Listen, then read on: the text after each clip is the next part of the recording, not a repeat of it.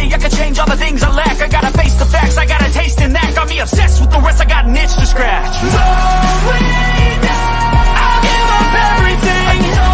If I could see my dreams, make things right. Could tell through anything to make what I want a reality.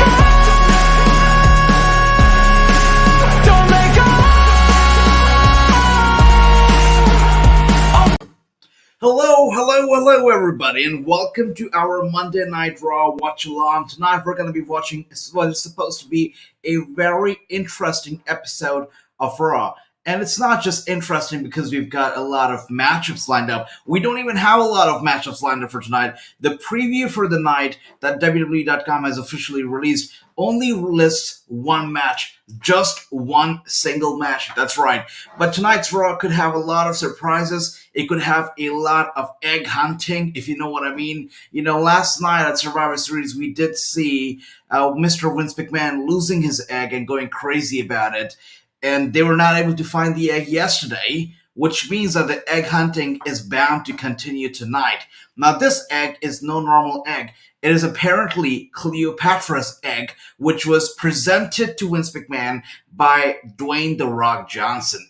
And why was it presented to Vince McMahon by Dwayne "The Rock" Johnson? Well, there's a reason behind it. It's because Rock's new film, Red Notice, is basically revolving around Cleopatra's eggs, and three of them.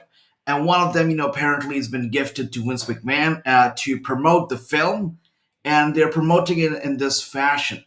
Now, it's going to be a haywire tonight on Raw. They're going to go crazy. They're going to find out who stole the egg, what happened.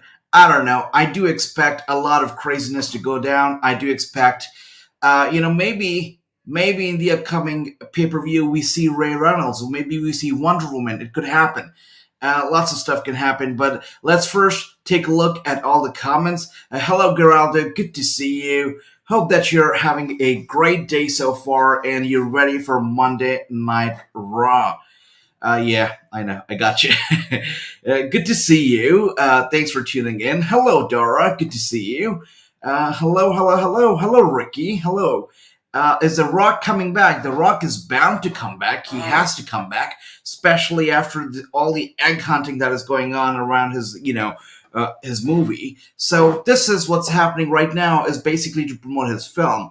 But The Rock is bound to come back. It's gonna happen. It will not happen very, very soon, but it will happen shortly. So he is bound to happen. Hello, good to see you. Hello, Matt. Good to see you. How are you, sir? Raw or SmackDown? I'm dressed in all red today. I've got my wall red. I've got my background red. Tonight is about the red notice, I guess. Tonight is about Monday Night Raw. It's all about the red team. Is Roman gonna be at Raw? I don't think so. He has no business here. And tonight, if you talk about business, it's all about just the egg, just about Raw. Rock versus Roman, yeah, but that match is supposed to be happening, not now. It's supposed to be happening in 2023 in Hollywood. So I guess we'll have to wait until WrestleMania 39 for that match. But let's first take a look at what can we expect from the show tonight. So this is the official preview that was actually released by WWE.com. And let's take a look at what the preview says. So basically, tonight's Raw is focused on the Mysterios, apparently.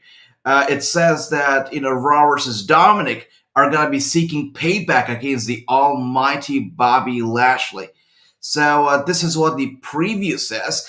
And very interesting, it's actually a 2-on-1 handicap match. So Rey Mysterio and his son Dominic are going to be taking on Bobby Lashley in a handicap match.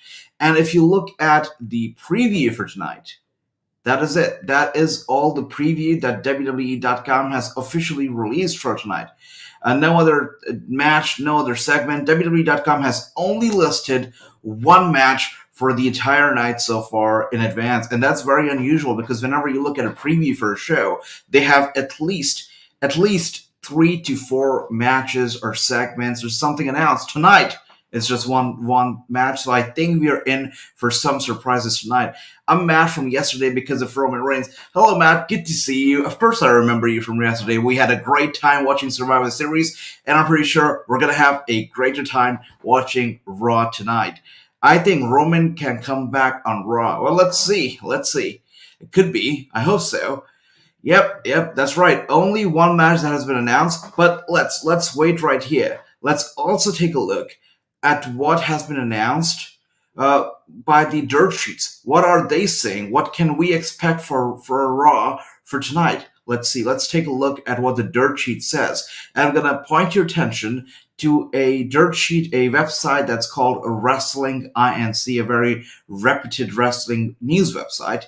Let's take a look at what they're saying. So it says Raw preview for tonight. Now, this is a preview that has not been announced by WWE.com. It's a preview from the dirt sheet. Now, what they say is that tonight's Raw will take place from the Barclays Center in Brooklyn in New York City and will feature fallout from last night's Survivor Series. Of course, that's obvious, right? But this is the most important part. WWE has not announced any matches. Well, they have one matches that have been announced. That's the handicap match between the Mysterios and Bobby Lashley. But this is the most important part. There will be more on the storyline for Cleopatra's $100 million golden egg, which someone stole from WWE Chairman and CEO Mr. McMahon. So basically, tonight's Raw is all about the Cleopatra's $100 million golden egg gifted to Vince McMahon by The Rock after it was featured in his film Red Notice. That's crazy. But yeah, so tonight's Raw could be a commercial, a 3-hour long commercial for Rock's Red Notice film. That could be it. That could be all that's all about it. So the Raw and SmackDown locker. Good news for all of you guys. Whoever says that is Roman gonna be here? It looks like yes, Roman is gonna be there. And the reason Roman is gonna be here is because Adam Pearce wants both Raw as well as a SmackDown. I'm gonna give you a little zoomed up thing here because Adam Pearce wants both Raw as well as SmackDown locker rooms to be at tonight's show. And it's because he wants to find out what happened to the egg, who stole it, all that fun stuff. So both Raw as well as SmackDown talent are scheduled to be at the Barclays Center in New York City tonight. And New York City is where I've attended all of my WWE shows. It's home. And I'll tell you something. New York City gets the best shows. It gets the absolute best shows. So I think we're in for a very good and a very surprising and memorable Monday Night Raw tonight. But let's take a look at what else can we expect from tonight. The preview also says, let's take a look at it. It also says that it will include a follow-up to Kevin Owens walking out on Team Raw. Of course, we saw Kevin Owens, betraying Team Raw and just walking out on his team at the beginning of the traditional tag team Survivor Series match. So that's going to be happening. And Becky Lynch will be also appearing to celebrate her win over Charlotte Flair. So we're going to be seeing a lot of stuff. Of course, Becky Lynch is going to be celebrating her win. And as we know, Charlotte Flair, who is a SmackDown superstar, will also be there at Raw tonight. So we could be seeing a lot that could be going on. And more on that, we could also be seeing the debut, if you want to call it debut, but we could also be seeing Wwe Mahan, the former best friend, I don't know if they're still friends, but a friend of Jinder Mahal and Shanky, Veer, is being repackaged as Wwe Mahan, and we could also be seeing him there on Raw tonight. So a lot of stuff is going to be happening. And let's take a look at the comments again. Geraldo says, guess what? Brock's suspension is over. That's fantastic. A lot of surprises could be happening tonight on Raw. Definitely. The entire SmackDown roster is going to be on Raw tonight. The entire roster. And that's because Adam Pearce wants to know who actually stole the egg. Is it somebody from the SmackDown brand or the Raw brand? That's why both the brands are going to be there at the show tonight. Both SmackDown as well as Raw. Where is KJ? Well, KJ will be appearing most likely, but it's not very sure if he's going to be here tonight. Other than that, your very own Wrassing is here, and KJ will be back tomorrow for sure for his NXT 2.0 watch along. So he's going to be there tomorrow for sure. Tonight, it's a maybe. Thank you. Wwe McMahon have egg. Yep, that's right. It's all about the egg right now. Maybe Brock. Maybe Brock did this. It could be. He could be mad that they got him suspended over nothing, and he's mad. He's trying to get on Mr. McMahon's nerves. It could be happening that as well. So yeah, again, where is KJ? Maybe tonight, but will be definitely here tomorrow. Maybe Brock coming back on Raw. It could be happening, but we know one thing for sure. SmackDown is going to be there on Raw tonight. All of the entire SmackDown locker room, everybody's going to be there at Raw tonight. Priest needs hello, Honesty, first of all, good to see you. Priest needs a U.S. title program beginning tonight. Finn Balor would be perfect opponent to keep Priest heel angle going. Not many credible faces on Raw. You know what? You're absolutely right. There are not a lot of credible faces on Raw. And that just makes me think, let's actually take a look at all the superstars that are currently on Monday Night Raw and see if there are any credible faces out there who can actually face this guy, Damian Priest. I'm just going to take a look at the Raw roster and see if there's anybody who we think could be a good face, a good person to face heel Damian Priest, more importantly. All right, so let's take a look at the Raw roster. Okay, so current superstars, we want to take a look at the superstars on Raw. So we got Adam Pearce. Who wants to see a heel Damian Priest versus Adam Pearce, right? Nobody. All right. So no Akira Tozawa, none of these people. No, we don't want to see Apollo Crews. I don't know, I'm getting this feeling that we could be seeing a feud between Austin Theory and a heel Damian Priest. I hope not, but I have a feeling that it could be happening. I've just got the feeling. None of these people, no. Oh, Damian Priest, there you go. Dolph Ziggler, no, I don't think so. Dominic is busy with Bobby. Edge, here's the funny thing about Edge. He's too big of a deal to go after the U.S. title. But again, he's never going after the world title, and it's just very, very weird to me. Like, why not? Let's just have another Edge title reign, Finn Balor, as you said, so far, the most credible face that we're seeing for Damian Priest's U.S. title. Kevin Owens, also. But do you want to have him in the mid-card? I don't know. But Kevin Owens is definitely up there as well. Nobody here. No, absolutely. If I'm looking at the entire roster, it's a joke. Seth Rollins, again, the same, Edge thing. Too big of a deal to go after the mid-card title, but will not go after the world title. So, it's weird.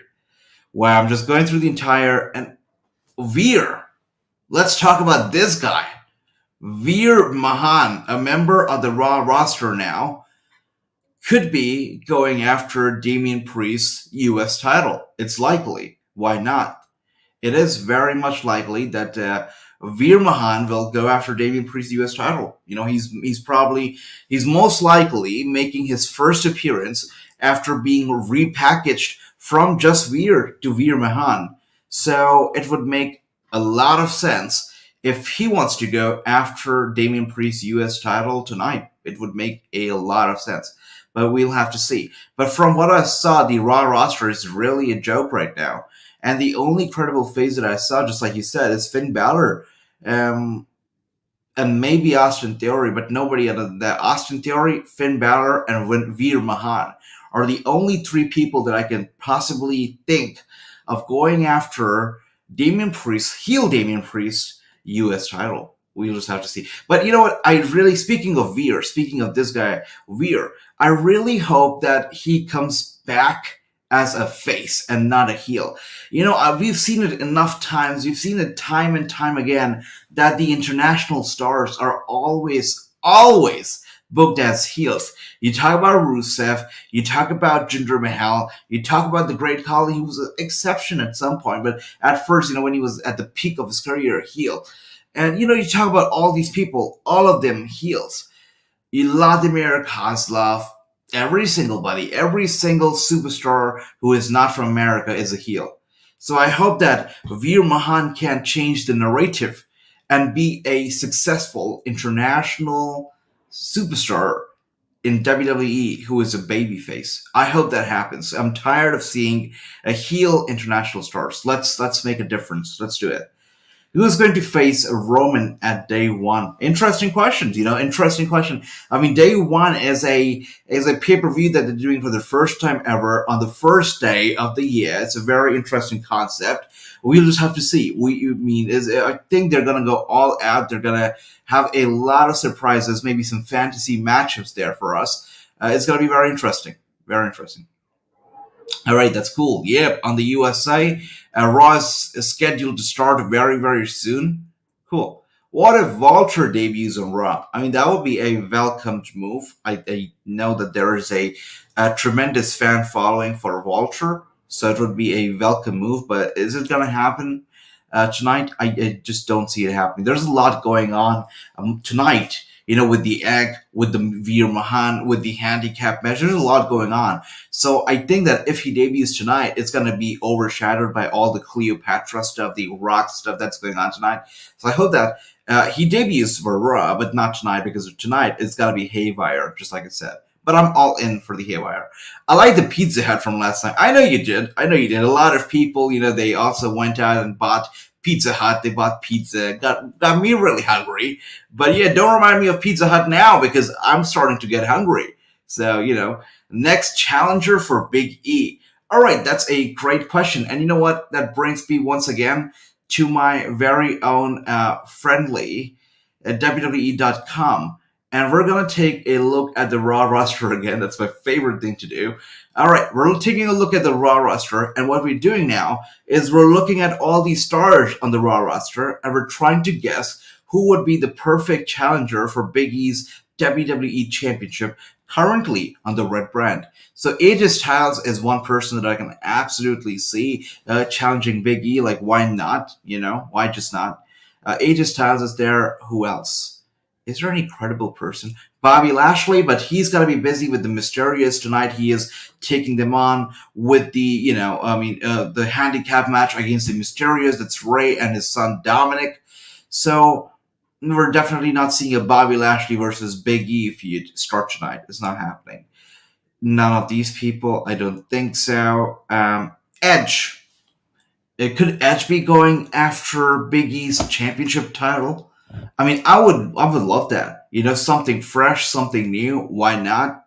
Why not? So I would very much love that. Why not? Edge is Kevin Owens is another guy who could be going after the WWE Championship. Who else is there? Yeah, not a lot of people, as you can see. Yeah. Seth Rollins is there. Yeah, he could be going after it as well. The Miz is dancing. Yeah, again, not a lot of people. So out of all the people who are currently in the red brand, I'm seeing Seth Rollins, I'm seeing Edge, and Kevin Owens. Yeah, that's pretty much it. And AJ Styles. So 4 people out of the entire red roster. What do you guys think? Who do you feel is going to be, challenging Big E for the WWE Championship tonight? Let me know. I'm still mad from yesterday, says Matt. Because of Roman Reigns, he was trying to break Big E's leg. I mean, that's the tribal chief, right? You can't be mad at the tribal chief because whatever he does is the best. I mean, whatever he does, he has a plan behind it.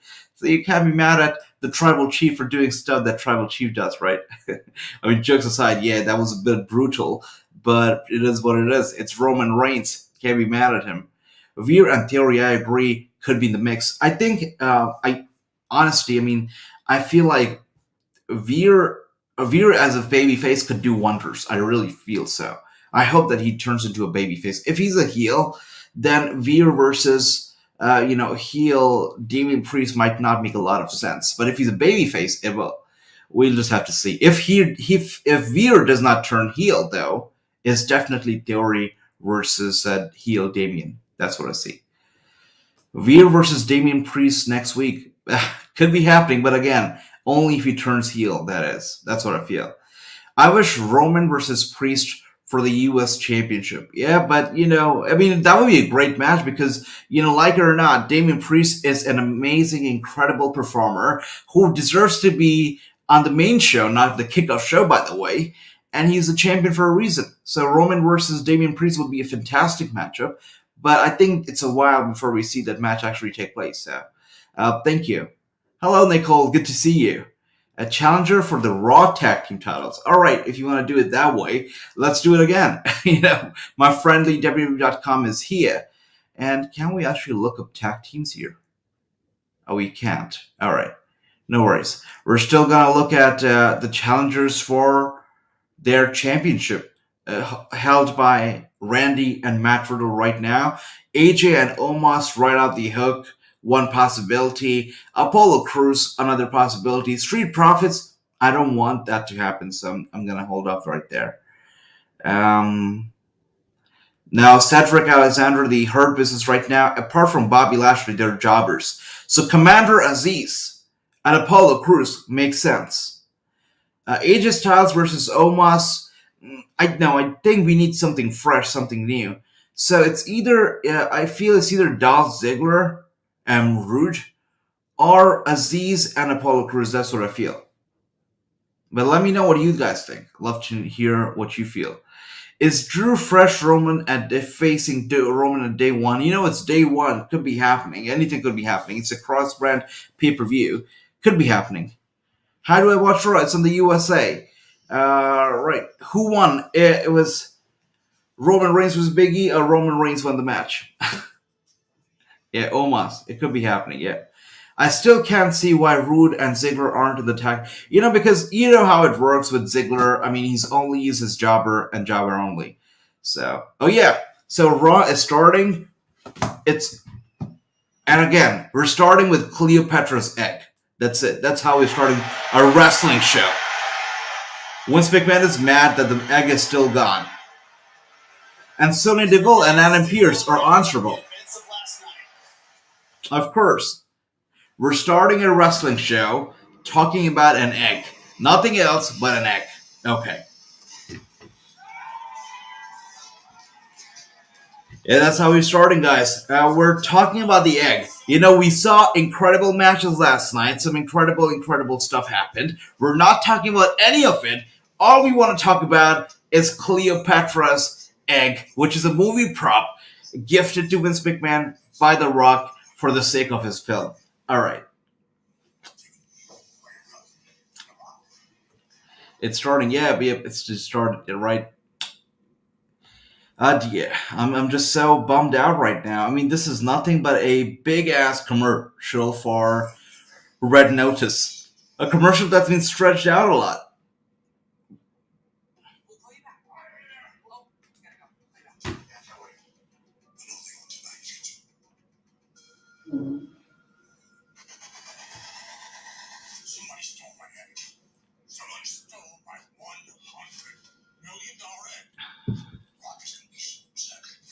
So for the guys watching the watch along right now with us, have you seen the film Red Notice? And if you have, did you enjoy the film? Because I tried to watch it, and I was genuinely excited about it. The cast of the film itself. You've got Black Adam, you've got Deadpool, and you've got Wonder Woman in one single film. It's very exciting. So I did tune in, but I actually did not enjoy the film. I sat through half of it, but it just felt like a stretch, like a drag, so I stopped watching. But did you watch it? I mean, let me know. I'd like to know if there's something wrong with me or the film was actually rubbish. The Rock gave it to me.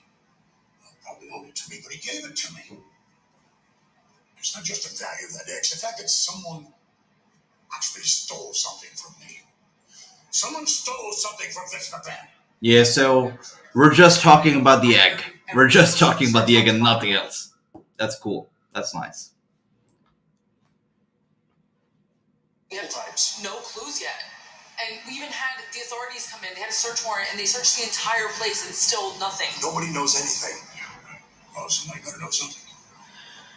Because they don't. Let's take a look at the comments here. What if the egg was stolen? It could be. It could be. Why not? definitely they are notorious. We know that they're quite notorious. It could be happening. They might have stole the egg. Why not? And especially that Roman knows that it was an egg gifted by his cousin, The Rock. Could be happening. Why not? Why do I subject myself to this? I'm sorry, honesty. I'm part of the. I also drag you into it. Every week we do these watch-alongs that drag you into it as well, right? I'm sorry. But you know what? I never used to watch WWE Raw every single week before we started doing the watch along. So you guys, are to be blamed as well for dragging me into this, right? But no, it's such a pleasure doing this with all of you. It's such a pleasure. I'm a huge fan of Damian Priest, says Dara, but they should have never changed his theme song character. The Archer of yeah, I know. Let's see. I know that he's a very likable gentleman. I mean, we love Damian Priest. He's just people just love him. So it would be interesting to see how he serves as a heel. But I'm intrigued. Let's see. Let's hope for the best, right? Hello, Jones. Good to see you. Welcome back, sir. And of course, we are still talking about the egg. And now we see Randy Orton backstage. Last time I seen him, it was last night. We had just beaten the Usos at Survivor Series. We were celebrating, and I just gotten done through telling him now finally that he listened to me, and he's acting more like me, that no one can stop us. But I don't where he is, and it's not. So it's funny. The egg is not the only thing that's missing tonight. It's also Matt Riddle. Matt Riddle is also missing tonight, and Randy Orton is looking for him. Oh, he's missing no more. He's back. So, Randy. And he's back with a new look. Viper stuff. He's back with the all-new look, Matt Riddle. It's pretty good, right? You don't know what I had to go through. He's gonna face Big E. I guess that question will be answered very, very soon. Probably tonight. Let's see. Yeah, I know that film, right? Wynn's face looks like a bunch of plastic surgery. I mean, the guy is in a great shape. He still hits the gym every single day. It's great. But yeah, one thing you cannot help are wrinkles, and you know how it goes with old rich people. They don't want to be imperfect. They want to be perfect, and when they want to be perfect, they go under the needle and they get plastic surgery done. So yeah, there you go. Maybe Roman did this. It's very likely that he stole the egg. Why not? It's very, very likely. What if Roman destroys the egg? If Roman Reigns destroys the egg, I think The Rock himself will come back and lay the smackdown on Roman Reigns' candy ass. That's what I feel. So I hope not, but you never know. Good to see you. Thanks for tuning in. Oh my god, they didn't riddle. Yeah, they did. I said, be like me. I didn't say be me. I didn't say actually dress up like me and mirror me. I said be like me. Bill, you don't want to get in my head. Bro, I'm already there. It's too late, dude. I'm hearing voices. Hit Randy's music. You know what? Honestly, this is ridiculous. I mean, whatever they're doing with Riddle right now, it's ridiculous. But I'm actually looking forward to Riddle's entrance as Randy Orton. I think that will be funny. And just the audience reaction would be hilarious. I'm looking forward to it. Let's see it. 24 hours after Survivor Series, one thing that isn't a question is, of course, Riddle always leaving us confused. Again, I'm not a very big fan of this AR stuff, the graphics that float on air. Okay, look at Riddle making his entrance as Randy Orton, moving like Randy Orton. But unlike Randy Orton, he did not put a lot of baby oil on his body, so he's not there yet. If you want to be Randy Orton, you got to put all the baby oil all over yourself. So you're not quite there yet, Riddle. Not quite there yet. Yeah, after tonight's entrance, he's proven one thing, that only one person can be Randy Orton, and that is Randy Orton. Only one person can nail that entrance. It looks simple, but it's not. Look at Matt Riddle. That's right. I think Big E will lose his title soon. Now, his reign has not been the best, so it could be. But he's getting a lot of mainstream attention, the boxing and whatnot. So maybe not. But we'll just have to see. I think he will hold on to it, at least until the Royal Rumble. But we'll see. When are we going to have SmackDown? So SmackDown's locker room, the entire roster of SmackDown is there on Raw tonight. They are all present. So we could be hearing from them very, very soon. So Riddle has actually dressed as Randy Orton tonight. He's actually dressed as Randy, so that's what he looks like. I know it's unbelievable, but that's what it is. He's dressed like Randy Orton. I hope Randy does not betray Riddle. So you're enjoying the partnership between Riddle and Randy, yeah? I mean, I don't mind it. I know that Randy Orton is having a lot of fun with this whole partnership. I know he's having a great time. He's loving this little stint that he's doing as a babyface. But I really miss the apex predator, the Viper, Randy Orton. The one that we saw in 2009, 2010. The bald Randy, the Randy that wanted to kill John Cena. I mean, that was a different beast altogether. I always say that Randy Orton looked like Satan himself. He looked like the devil himself. So dangerous, so scary. I used to love that Randy. And just like that, in pure Raw fashion, in pure WWE fashion, we just went to commercial. So every time there's an entrance, we go to commercial. It's normal stuff around here. You guys know it. But for the ghosts of you who are tuning in for the first time, welcome to Wrestling News Watch Along of Monday Night Raw. I'm so glad to see you joining in, and I hope that you're having a tremendous day so far. We do watch alongs for every single wrestling show of the week, every single day of the week. So let it be Monday Night Raw, Tuesday Night NXT, Wednesdays Dynamite, Thursdays NXT UK or Impact, Friday SmackDown or Rampage, or the weekends MLW. We do it all every single week. So hit the subscribe button if you want to join us for these watch alongs and also get the latest news right here on Wrestling News. Thank you. All right, let's look at Dora's comment right here. And she says, what does Matt Riddle look like? So, yeah, again, just like I said, looks like, tried to look like Randy Orton. Not quite there yet. A bit of baby oil might have helped, but he forgot. Have you bought your tickets for WrestleMania 38? So, it's interesting. For WrestleMania 35, I was actually invited by the WWE. It was a fully paid trip. So I was sitting the floor seat, right? Almost ringside, a little away from ringside, but it was floor seating in MetLife Stadium. $0 ticket, everything paid for. The hotel paid for, everything paid for. So I'm waiting to see if WWE does that again. But until then, I'm gonna hold off on buying the ticket. If they do not do that, if I'm not getting a ticket, considering all the budget cuts and whatnot they're doing recently, if they don't do it, I'm gonna buy the ticket. If they do it, free stuff is always good stuff and you get a VIP treatment, so I'm waiting on of that. We'll see. Next challenger for Raw Women's title. You know what? Once again, for that, I'm going to take a look at my friendly WWE.com, and let's take a look. Raw Women's title, which means we got to look at the ladies. I would absolutely adore, I would love a feud between Alexa Bliss, the Twisted Miss Bliss, and the Raw Women's Champion Becky Lynch. I think that would be a great feud. It would be sick. It would be twisted. I would love that. But I don't think that's going to happen. Bianca Belair, very much likely. Bianca Belair versus Becky is likely. Doudrop versus Becky also, I feel like, is likely. I think so. Oh, wait. Where am I even going? What am I even thinking? No. I gotta stop right there. Liv Morgan has earned a title shot. Liv Morgan is the person who's gonna be facing Becky Lynch next. I totally forgot. We're gonna be seeing a match between Liv Morgan. I don't know if it's gonna be a feud, but we're gonna see a match between Liv and Becky in the near future. It's happening. It's gonna happen. When is it gonna happen? Is it happening tonight? Is it happening at the next pay-per-view? But it's happening. And it's gonna be Liv versus Becky Lynch very, very soon. I'm actually looking forward to it. What does Matt Riddle look like? Can you show a picture? I'll try if I can find a picture. Let's take a look. Matt Riddle. Yeah, I got you. This is actually a very funny picture.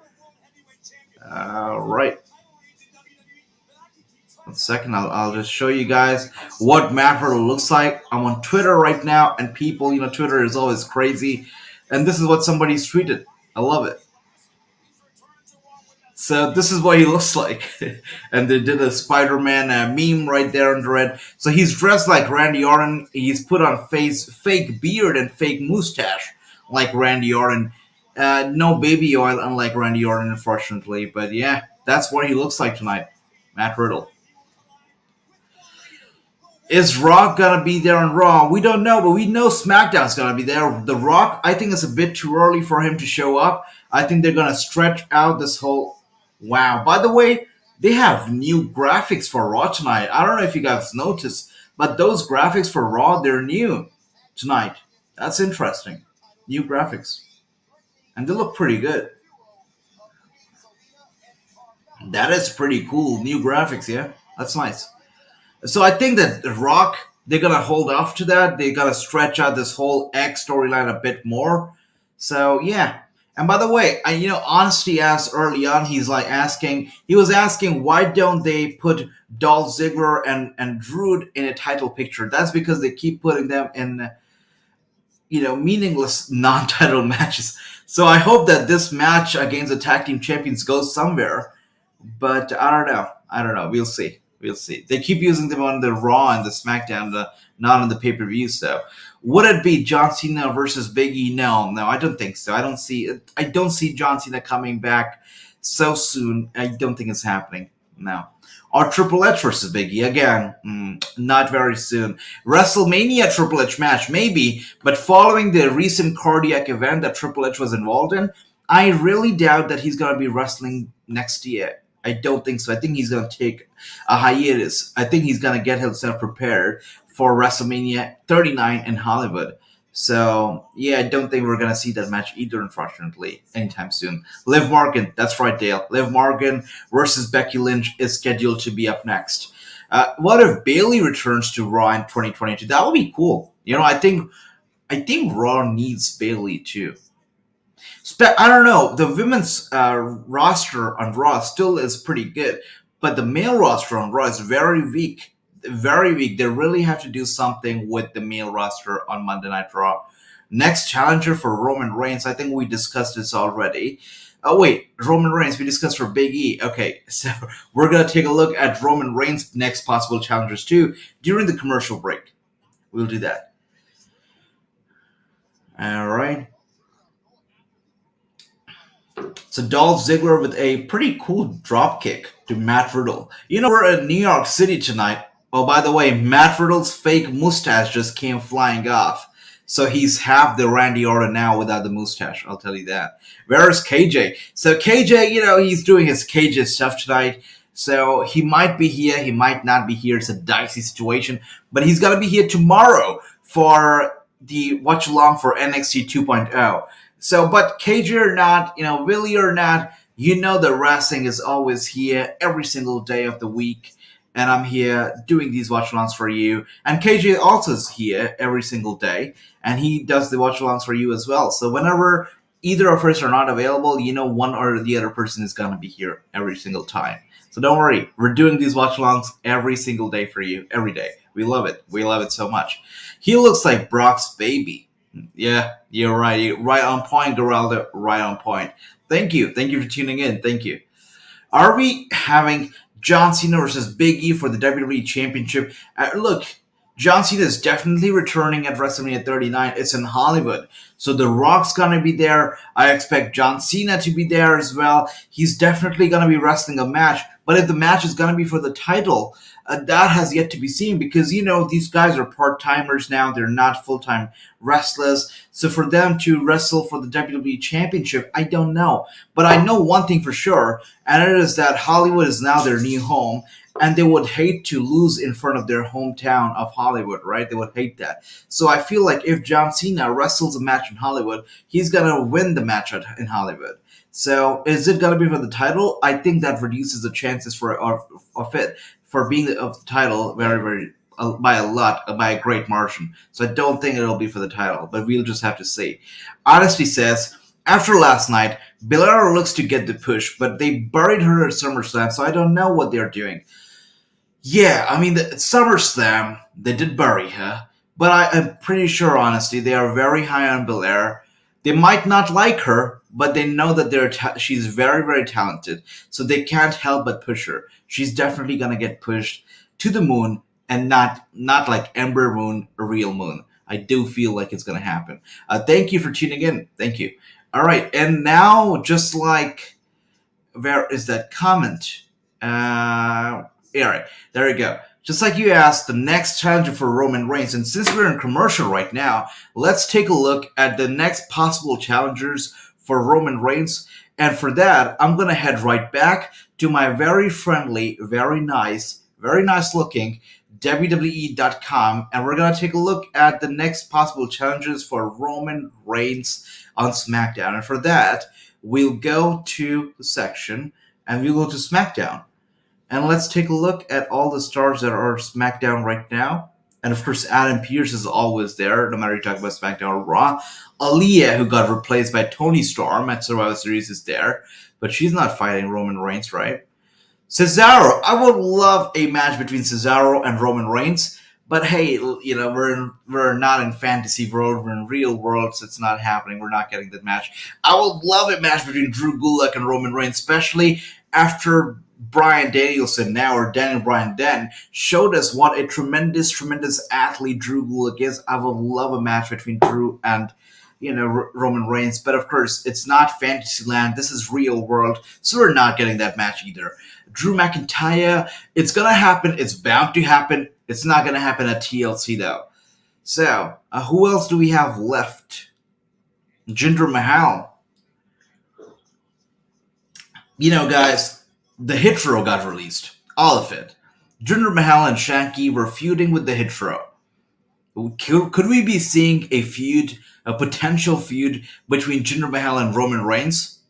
It's not a very difficult choice. It could be happening. I mean, look at the entire roster. I don't see one person capable of wrestling Roman Reigns right now. Sheamus? Maybe. Other than that, who is there? Nobody's there. Look at the entire SmackDown roster. You can't have Triple H wrestle. You can't have Shinsuke wrestle. Sheamus, maybe. Sami Zayn would be a joke. Ricochet. Trying to think here. I mean, he did get a bit of spotlight last night, but no, I don't think so either. No. You look at the entire roster. You don't have a bigger star than Jinder Mahal right now, apart from, of course, Roman Reigns. I think Jinder Mahal versus Roman Reigns makes sense right now, if you don't want to have Cesaro or Drew McIntyre, that is. If they go the Drew McIntyre route, it would make complete sense. But if they don't, then Cesaro and Jinder Mahal make a lot of sense. I know you're going to be surprised by hearing that, but that's what I feel. I do feel that happening. But let me know. Who is RK Bro fighting right now? They're fighting Dolph Ziggler and Roode. That's who they're fighting. The people, they never fight for the title, but they do fight on Raw every single time. So yeah. By the way, very interesting part. I just got a commercial for WWE RAW during the commercial break, and the commercial still had Keith Lee, Bearcat Keith Lee. Remember that? Or John Cena or Big E leaves WWE. That will be interesting. Can we looking up for the new challenger for Roman Reigns? Yeah, I just did that. So what do you think about my prediction for the next challenger for Roman Reigns? Let me know. What if Roman versus Brock Lesnar? Yeah, I mean, I think that they're going to save Roman versus Brock or Roman versus Drew for WrestleMania. Which one is it going to be? I don't know. I guess we'll just have to find out. But I do believe they're saving these matches, one of these two matches, for WrestleMania in Texas. We'll just have to find out. Oh, by the way, any of you guys going to be in Texas for WrestleMania 38? Let me know, guys. Let me know. Would they push King Woods on Reigns? That's a very interesting thing. Roman Reigns also recently basically took over the crown of King Woods. King Woods is basically king without the crown. He only has the robe now and no crown. So that's very interesting, honestly. I think they will definitely jam the New Day down our throats in both the title pictures every single week. I think that they will do that. Just that. Do we want to see that? We don't. Are we going to get that? It makes total sense. So yeah, we're going to get a feud between Xavier and Roman in the future. That's the most likely feud. That's most likely to happen. You're right. But do we see King Woods as a threat to Roman Reigns' title? We don't. Of course not. Absolutely not. But are we going to pretend like he's a threat? Absolutely yes. So yeah, There you go. Mace is excellent. I'll tell you that. Yes, you're right. Mace is great. But they're not going to use him. They're not going to use him. They're going to take him for granted. They're going to take him for granted. He's just going to be on the shelf until he gets released. But Mace is good. Mace can go. He's great in the ring. He's fantastic. All right, full-on brawl here. This match itself, I mean, we're talking, we're commenting, it's pretty good, but the match itself is pretty sweet. Wow. Randy Orton is hitting Rude with... Okay. That's pretty sweet. He hit Rude with Matt Riddle's finisher. I thought he was going for the tombstone. That's pretty interesting. That's nice. Brock is our only hope against Roman. You look at the roster is pretty weak on both the brands. If they still had Karrion Kross, on SmackDown at least, they could have easily both Karrion Kross versus Roman or Karrion Kross versus Big E, but Karrion Kross is no longer in the WWE. He's a free agent. That's WWE creative for you. They just get rid of all the great people that NXT builds, and that's about it. That's sad. It's really sad. Really, really. Are we going to have CM Punk versus Roman or Big E versus Punk? No, I don't think so. No. CM Punk and all that he says are, the experiences that he's had with WWE, and now he's in AEW. I don't see the CM Punk versus any WWE star fighting in the WWE ring in the near future. I don't think so. Brock is our only hope against Roman Reigns. Yep, that's true. That's true. Or Drew McIntyre, but I'm not very hyped about... I know a lot of people are actually invested. They're actually excited about it. Drew McIntyre versus Roman Reigns fans. They want to see it at WrestleMania. Paul Heyman himself said, oh, by the way, backstage Rhea Ripley is going crazy. She's tossing stuff away. It's not just Rhea Ripley. It's everybody's going crazy backstage. Everybody is. Because they're trying to find the damn egg. Cedric Alexander, Rhea Ripley, R-Truth finds a football.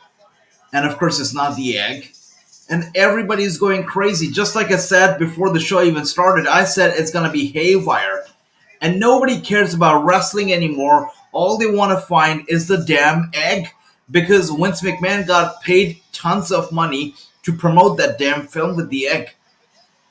You're right, this show is unbelievable right now, and it would have been unwatchable if it wasn't for you guys. So thank you for making the show entertaining and watchable.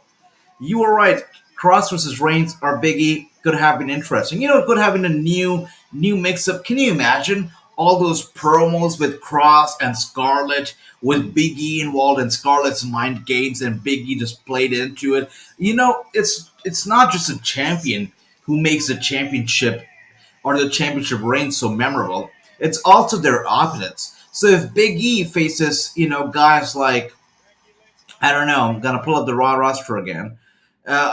If Big E faces guys like,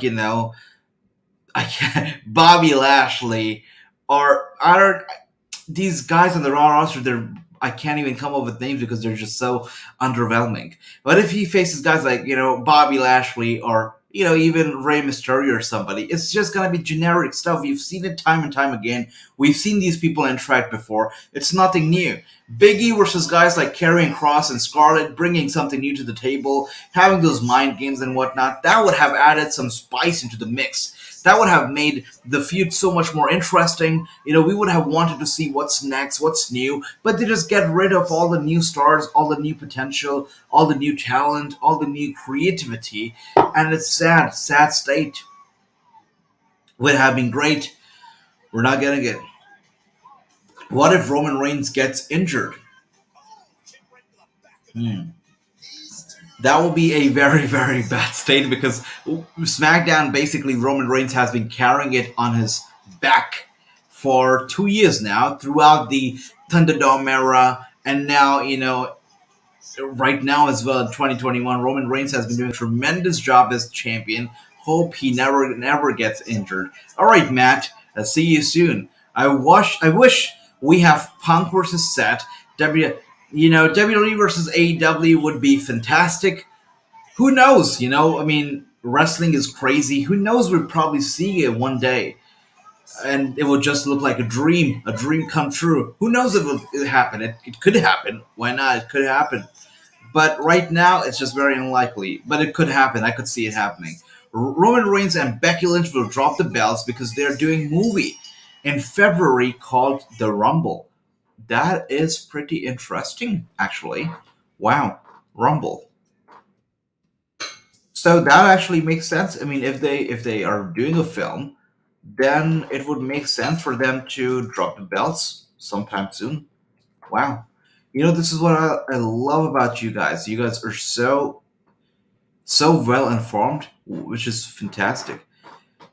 And that's right. You were absolutely right about that. And Becky Lynch, of course, she is in the ring, and she's going to be talking about what happened during SummerSlam last night during her match. But before we get to any of that, guys, I would just like to just draw your attention to this little thing here. And this is something that Chris pointed out. Thank you, Chris, for pointing this out. That's right. Becky Lynch and Roman Reigns are indeed co-starring in a film called The Rumble. It's an animated feature. So there's one thing here. It's an animated film, which means that even though these guys are gonna be involved, since it's an animated film, which means that they're basically giving the film their voice, you know, it might not require them dropping the belt. So that's good news. Um, so it was planned for release in summer of 2020. So I wonder if that went anywhere. I don't think that went anywhere because of COVID. Of course, probably didn't go anywhere. But yeah, Rumble is indeed a reality, and they're giving it their voice. So hopefully they don't have to drop the belts. But you're right, Rumble is definitely something that both Becky Lynch and Roman Reigns are involved in. That's pretty cool. The men's division on both brands is weak. Who do you think they will call up from NXT next? Yeah, you're right. You're absolutely right, Dora. I mean, the men's division on both the brands is ridiculously weak. Very, very weak. Who can they call up from NXT? It's pretty apparent.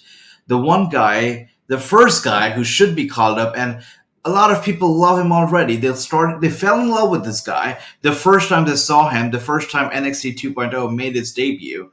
That is Braun Breaker. Braun Breaker is automatically the first guy that comes to your mind when you think about the next call-ups. Braun Breaker has everything going. I mean, people just love this guy. So yeah, Braun Breaker is definitely a very, very big possibility for the main roster. But again, do they want to? If Braun Breaker leaves NXT, it's going to leave a very big void, a very big hole, which would be hard to fill without Braun in NXT. So would they want to do that? I don't know, but we'll just have to see. Andre Chase, no. Boa, no. Braun Baker, definitely yes. No, no. Cameron Grimes would be interesting. But would he really bring that star power, or would he really be a threat to Roman Reigns or Big E or their championship reigns? Cameron Grimes? I don't think so. So no, I don't think so. Camelo Hayes would be cool, but he's not ready yet. I don't think so. Dexter, amazing.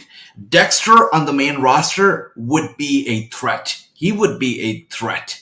I mean, Dexter, people would pay to see this guy. It would be incredible. Doesn't speak much. He's a scary looking guy. People would pay to see him. There will be people lining up to get his autographs, to get his pictures. He's going to move merchandise too, with the axe and whatnot. He's going to be a merch mover. He's going to be a very profitable superstar. This guy on the main roster would be incredibly good if they treat him right. That is. But I do see Dexter being a threat to Roman Reigns' championship reign as well. Let me know what you feel. But I feel like Dexter would be a big-ass threat to Roman Reigns' title. Anybody else who's ready to go up to the main roster yet? Joey Gacy would be a very controversial figure, I'll tell you that. Very controversial. Johnny Gargano has been ready since 1995, but I don't know. I don't know when he'll make his move.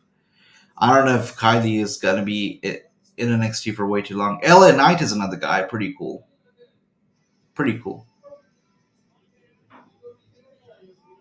Yeah, so other than that, this is interesting, by the way. Sarv was released. He was released, but he's being listed under the NXT roster. So this is very interesting. I don't know what's next for him, but very interesting. But yeah, again, guys, I mean, the roster in NXT is pretty cool, very cool. They are very promising, all of them. But if I see if anybody's ready, LA Knight seems ready, and Dexter seems ready. Cameron Grimes and Braun Baker seem ready. So these are the people that I feel will be next to be called up to the main roster. All right, Becky Lynch is speaking. Let's take a look at what Becky Lynch has to say. All right, welcome back, Matt. Good to see you. Some of the biggest moments of my life here. It was 3 years ago. All right, so stream botching there. I agree. Austin Theory, I think Austin Theory could be next to go after the U.S. title. It's either Austin. Almost a decade of love and hate and friendship and betrayal. And I came out here and I wanted to hurt her. I wanted to injure her, I wanted to embarrass her, I wanted to maim her. And she wanted to do the same to me, but you people, you loved every second of it, didn't you? Yeah, you loved every second of it. You didn't care who walked out of here a winner. You didn't care if either of us walked out of here at all. But of course I won. Of course I proved I was the best. That was never really a question. Certainly not to me, anyway. Becky Lynch being the heel that she is. Now that's done. That's done. We're over with that. We're turning the page onto a new chapter, onto something fresh and new. Because you love something fresh and new. So here, Becky Lynch is basically being a heel towards the fans, not towards Charlotte, not towards anybody in the locker room. She's being a heel towards the fans. She's like, you loved me and Charlotte getting in the ring, fighting each other, destroying each other. You love getting new stuff, new rivalries, don't you? So she's basically being heelish towards the fans, which is pretty cool. And the funny part is, no matter what she does, no matter what she says to the fans still cheer for her. And that's been the hardest part for her as a heel, that she just can't get people to boo her. They just don't boo Becky Lynch, they just cheer her on. Which sucks, right? I mean, if you're a heel, you want people to boo you. She can't do that. It's so funny because I used to put so much stock in your opinion until I realized you're so full of crap. It's so weird. She calls people, she says that they're so full of crap, and the fans, half of them still cheer her on. Like, what would it take for the fans to boo Becky Lynch? To prove themselves to you, and what did you do? You did your stupid little chants, and you did your stupid little way, and you sang your stupid little songs, didn't you? Yeah, so she's really trying to get fans to boo her. She's really, everything that the fans do, she calls stupid. So she's trying to get on their nerves, and it's still not working. Fans are still loving it. That's right, Dale. Fans love Becky Lynch. That is it. All right, Matt. See you soon, buddy. Because none of those 10 so-called superstars has what it takes to beat me, least of all Liv Morgan. All right, now Liv Morgan, another fan favorite. They love her. And she's going after Liv now, because Liv is the new contender, the number one contender for Becky Lynch's WWE RAW Women's Championship.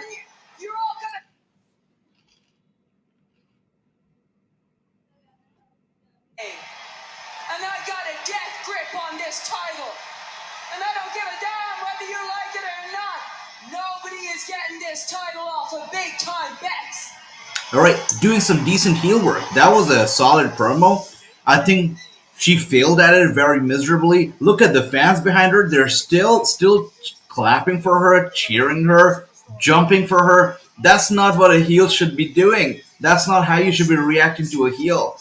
She fails at being a heel. I'll just say that. Even though she tries hard, she's too lovable to be a heel. People love her way too much. Just like Dale says, fans just love Becky Lynch. Even heel Becky, even she tells the fans you're full of crap, fans are gonna cheer her on. What would it take for the fans to actually boo Becky Lynch? We don't know. I don't know if you'll ever find out, but we don't know just yet. What if Karrion Kross comes to AEW? It's possible, but AEW I feel like they're gonna be overwhelmed with all of these tremendous athletes, all of these people joining their roster. They will need a new show. They will need a 2 hour show, hopefully on Mondays. They'll need that. Otherwise, the talent's just gonna get underutilized, gonna get lost in the shuffle, just like we see in the WWE. So they'll need that at some point. What if Roman Reigns goes to AEW or TNA? No, no, it's not happening, buddy. No. No, no, I don't think so. He's a WWE guy, so no. Austin Theory, yeah, we talked about it. I feel like Austin Theory or Veer Mahan are going to be next to take on a very heel Damian Priest for the United States champion. I see it happening.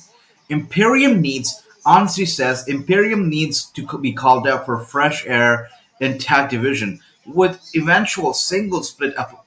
That would be great, honestly. That would be just tremendous. And I wish that would happen.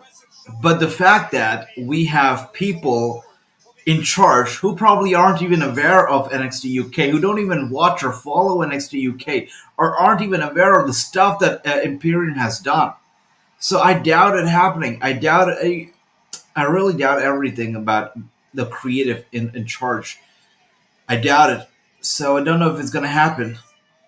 But one thing is for sure, we're gonna get a lot of repetitive storylines, a lot of repetitive action every single week because that's what they want to sell us. They want to sell us faces that are familiar, faces that the sponsors love, and that's about it.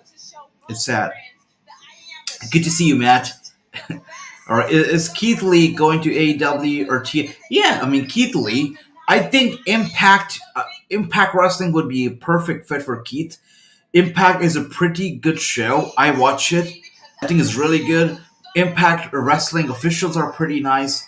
I love these people. I've worked with them before. They're great people. Impact Wrestling is a good show. And I would like for Keith Lee to go there. Really would be a great addition to the roster. Maybe Pete Dunne versus Roman. That would be nice. Sweet. Very sweet. Very sweet. WWE, what they call from SmackDown Raw, who? We'll just have to see. We'll just have to see, I mean, the entire SmackDown roster is here tonight. So we'll just have to see if somebody appears tonight. Charlotte could have appeared during the Becky Lynch segment, but she did not because they want to focus on Liv now. Liv didn't show up either. So that was interesting. What if WWE versus AEW? Yeah, one day in the future. I do see it happening one day in the future. It's not impossible. But not now, not in 2 years. I think it'll take time. Seems like we're getting a Bianca versus Tamina match, yeah? Now, Tamina, I was never a fan of Tamina.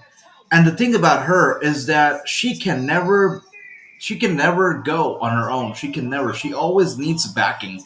She will either support somebody or she'll need somebody in her support. She can never be a lone wolf. That's the thing about her, which really annoys me, by the way. Loving these new Raw graphics. They're pretty sleek. Nice. But yeah, Tamina, I can't get behind her. No. I feel like Raw should be a 2-hour show. Dara, we did a over 6 hour show yesterday where we did 1 hour of preview, an hour of the pre-show, and then we did about over 4 hours of the main show. And I did not feel like, hey, it's been way too long. I did not feel tired because the show was pretty sweet and we had a great time, interacting and whatnot. So it was fun. But Raw gets boring. Tonight's Raw is not boring, by the way. It's a good show. I'm enjoying it. The interaction is pretty good. I'm loving it. But again, it's only been an hour, and it feels like it's been at least 90 minutes. It's only been an hour, and we still have 2 more hours to go. It gets tiring by the end of the 3rd hour because they stretch it out a lot more. There are a lot of commercials. It gets a bit boring. In 2021... the attention span of people is way too short. You lose people in seconds. You lose their attention in seconds. So, yeah, 2 hour, 3 hour show. I mean, I don't know how they do it. I don't know why they do it, but yeah. But Nick Khan, he said that he would actually like to make Raw 4 or even 5 hours every Monday because more hours, more commercials, more money. So it's all about the money right now. It's very money oriented. They want more money, so they'll make Raw longer. They don't care. They'll give us crap every single week because they cannot produce good shows that are 5 hours, 4 hours long every single week. So they'll give us crap just to have more money from the sponsors. It's weird, but that's just how they see business right now. They don't see it as sports, they see it as a business.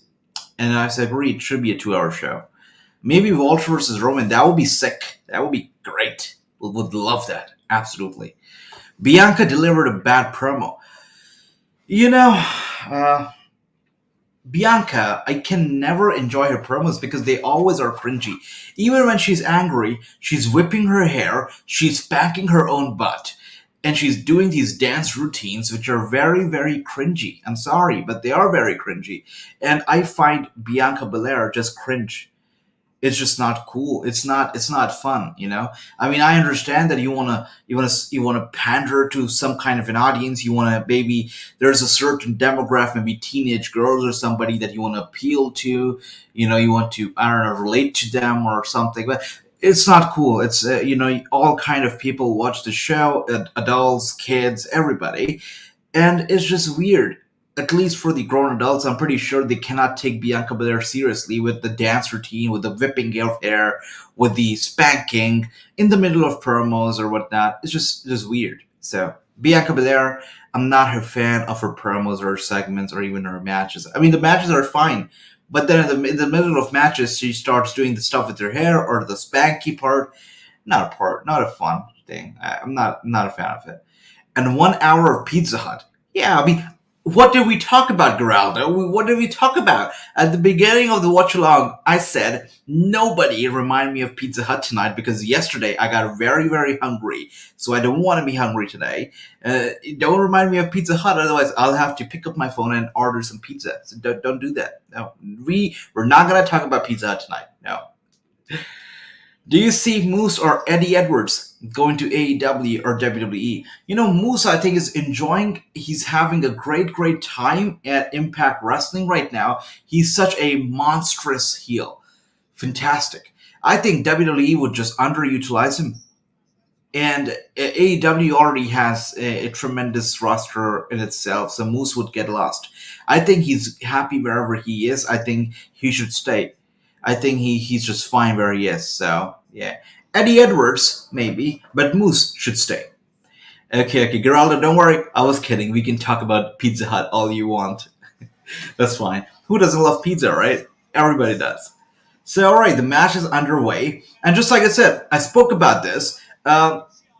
She just got Tamina down. And once Tamina was down, Bianca started doing her hair whipping for some reason. The thing with her hair.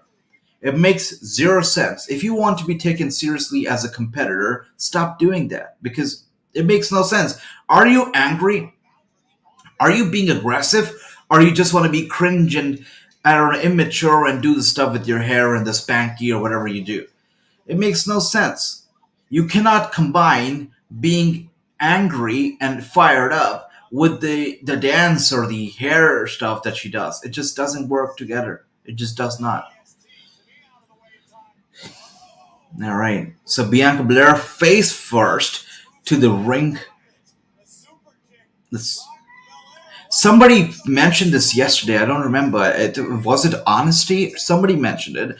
And what they wrote was that super kicks back then, they used to be so important. They used to be so crucial. Like somebody, when they hit an opponent with a super kick, it was over for him. That it was done, done for. Now, they just keep spamming super kick every now and then. The Young Bucks, especially, everybody. It's super kick flying everywhere. Tamina just did it. It's like super kick has lost its importance. Super kick has lost its the scary part of it because it's no longer seen as a threat. It's just seen as any other move. It's seen as a clothesline. It's not seen as a move that is out of the ordinary. And that's the sad part about it. They spam it too much. It's just a regular thing now.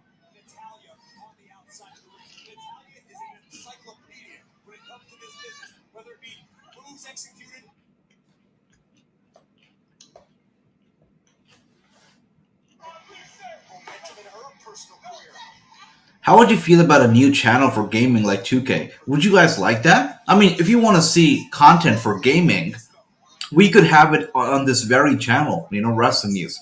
So we could create a playlist just for gaming.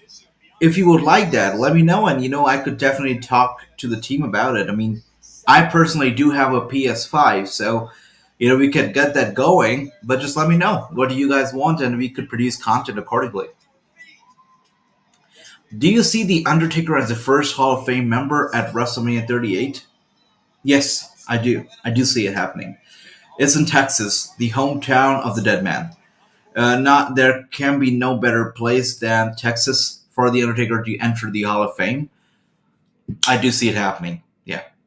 Who do you see? Inducting the Undertaker into the Hall of Fame? That is interesting. Let me know. Who do you see inducting the dead man into the Hall of Fame? Who could it be? Actually, would it be Kane? Would it be somebody else? Let me know. AJ, what do you think of Lash Legend from NXT? 1 second. Something went wrong with my stream. Just give me a second, guys.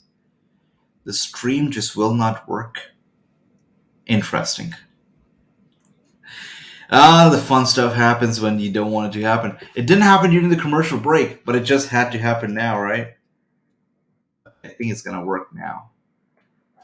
Let's see. So the Lash Legend from NXT, I think she's pretty cool. I think that she has potential. I know that she does the talk show kind of stuff, backstage segments. Not the biggest fan of those kind of segments, but I think it works. It works for some people, so that's good. I think Lash Legend has definitely has potential, and she would appeal to a certain demographic really well. People would relate to her. I think that people would have a good time with her. Watching her, I think she has potential. It's just how they use her. So NXT has been using her well. Will the main roster do justice to her character? I hope so. They just have to be patient with it, because the Lash Legend is okay. The match is over while my stream was not working properly, and it seems like Doudrop came in and helped Tamina. Cool. Basically, what they've done with Doudrop, they first of all made her into a heel, which is weird because Doudrop is such a perfect baby face. She's a happy-go-lucky girl, But yeah, I mean, they made her a heel, and they've basically replaced Nia Jax with Doudrop. That's what they've done. But yeah, Lash Legend, again, back to your question. I feel like Lash Legend needs time, for her character to really get there, for people to understand her character, to get behind it. It needs time and patience. I hope that they can give her the time and patience that it requires. But what do you think about Lash Legend? Let me know. I think Undertaker or Vince will induct the Undertaker. It's a very valid point. Kane is the brother, even though storyline-wise he's a brother, but he is no less than a real-life brother for the Undertaker. And Vince McMahon himself is also like a brother to the Taker, Vince McMahon has a tremendous respect for the Undertaker. Undertaker, tremendous respect for Vince McMahon. Both of them have great relations together. I think both of them inducting him would make a lot of sense. I can see Kane or Austin. Yeah, that's also very interesting. Valid point. Kane, Austin also Austin as well, pretty valid point. Could be happening. This egg gimmick could make Big E title run worse than Jinder. You're right. But, I don't know. One thing, honestly, I would like to talk to you about it. It's like Jinder Mahal. The part about Jinder Mahal is I know that a lot of people don't like his title reign. They did not enjoy it. I know that the matches that he had, or he still has, are not the best. He's not the best in the ring. But I really enjoyed the newness that he brought. He brought something unique to the table. And I really enjoyed his entrance and his segments, or the early on, or not the latter part, but the early on when he first won the championship and he first made his appearance on SmackDown as a champion. I thought that entrance was pretty cool, and the time that he was still paired up with the Bollywood brothers and he was still doing his stuff. Early on, the title reign was fun. later on it became a drag. It became boring. But I thought that the early part of the title reign was still pretty decent. It was something unique. It had a surprise element attached to it, which we don't really get to see in WWE. It was surprising when he defeated Randy Orton. I liked the surprise element, attached to his title reign. It was very, very surprising. So I like that. But yeah, I understand why people don't like his title reign. Yeah. At 100,000 subscribers, make a gaming channel. I would absolutely love that. I am a gamer myself. I love video games. I mean, they're great, great stress relievers, great to pass your time. Take your mind off things. They're great. But 100,000 subscribers, wow, that is a big goal, and that is definitely a goal for me. I hope right now we are at 574 subscribers as we speak, and I'm grateful for every single subscriber that we get. So to get to even 1,000 subscriber would be such a big milestone for me. I would probably be in tears when we see that 1,000 1K mark on YouTube. So hopefully we get there soon. But 100,000 would be just great. I'd probably start doing a gaming channel whenever you guys want. So let me know if the demand is there. If people want for me to do that, I'll do that. So let me know, guys. You should sell merch. Yeah, we will. We are on Instagram. You should check out our Instagram. It is instagram.com/wrestling news. And we are the biggest Instagram page that is about wrestling news. So merch is definitely is something that we want to work on, and it will be there soon. I think that once we hit 1,000 subs on YouTube, we will work on the merch. We will present merch. We'll do that. Yeah. But thank you so much for the suggestions. I really appreciate it, Geraldo. Thank you. Dara says, if they give Jinder Mahal another chance and build him up properly, he could be the best pure heel we have seen in a long time. I agree. And Jinder Mahal, the part about WWE that is just so wrong is that they stereotype everything. They stereotype the performers, their background and whatnot. When they did the thing with Jinder Mahal, who is a Punjabi, all right, and they tried to take Jinder and appeal to the Indian audience. That's what they tried to do. Now, Punjabis, even though they are like the part of India, but still the majority of Indian audience and the majority of India is Hindu. They're not Punjabis. They're Hindu. So if you really want to appeal to the Indian market, you should have somebody, what they're doing now with Veer. You should have somebody like Veer representing India. Jinder Mahal is not the perfect guy to represent India. It's Veer. And I think what they're doing with Veer and what they will do with Veer, it will work in India. It will sell merch in India. It will bring more eyes to the product. And they're going to get more fans. And they're going to be more profitable in India. So Veer is the perfect guy for them to bring money in India. Jinder Mahal was not. And they wanted Jinder Mahal to be the guy. It just wasn't going to work. I knew from the beginning it wasn't going to work. It did not work. But yeah, Veer could be the guy who could be bringing them a lot of business from India in the future. So yeah, let's see. But Jinder Mahal definitely deserves another run at the title. He is a hardworking guy. So I'd like to see that. I think for 1,000 subscribers, you should start a WWE DVD review segment. That's pretty interesting. Yeah, definitely will think about it. Thank you, Chris, for the suggestion.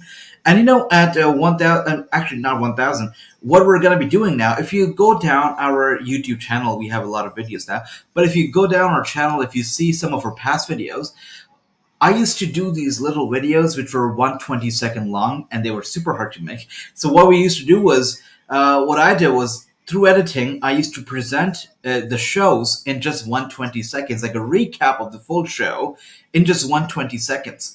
So you see like a lot of videos, a lot of photos just being flashed along with some music. Pretty hip.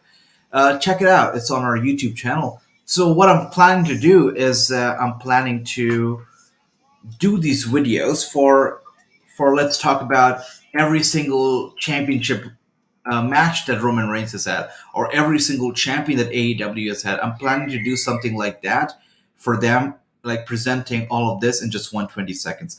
I will actually share the video with you guys so you know what I'm talking about. 1 second. Wrestling news, 120 seconds. Yeah, I don't want you guys to be digging and, wasting time in that. Yeah, so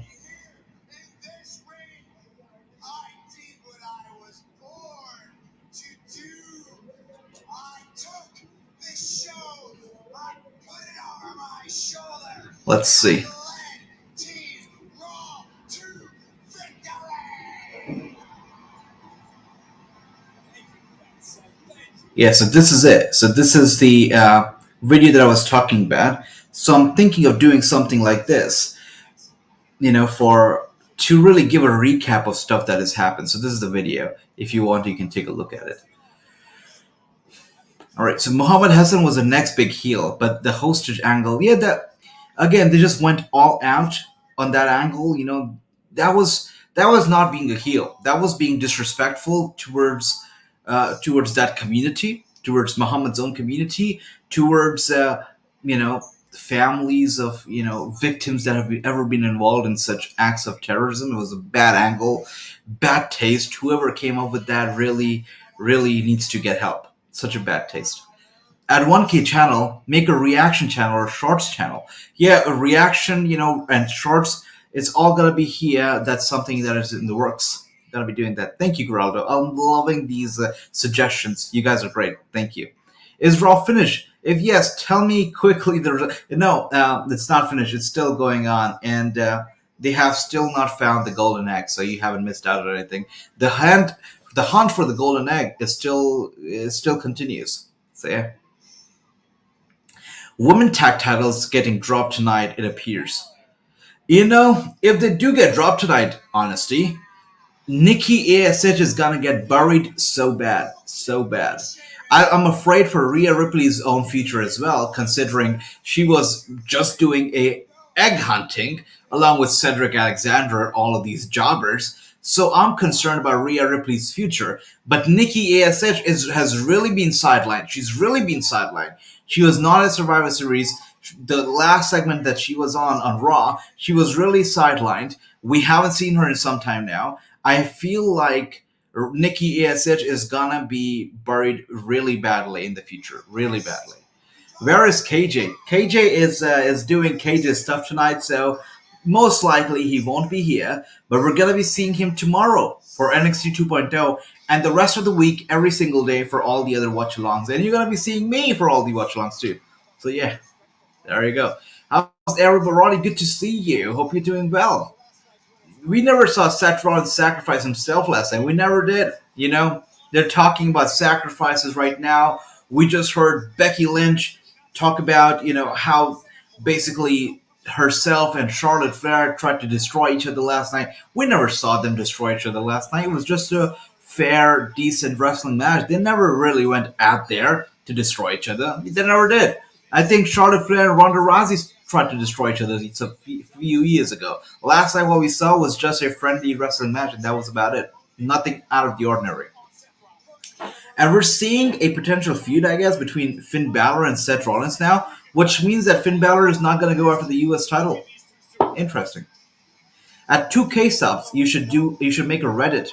Yeah, would love that. It's just so much on the table. We would love to do more. Reddit is just one of those things, but we're only a team of like 3 people right now, and I'm doing the most of the work. So the backstage work basically. So we need more people on the team. Hopefully, when we get up there, we'll have more people on the team who are just as passionate and want to do stuff. But yeah, Reddit is definitely one of the things that we want to get on. Your predictions about the egg?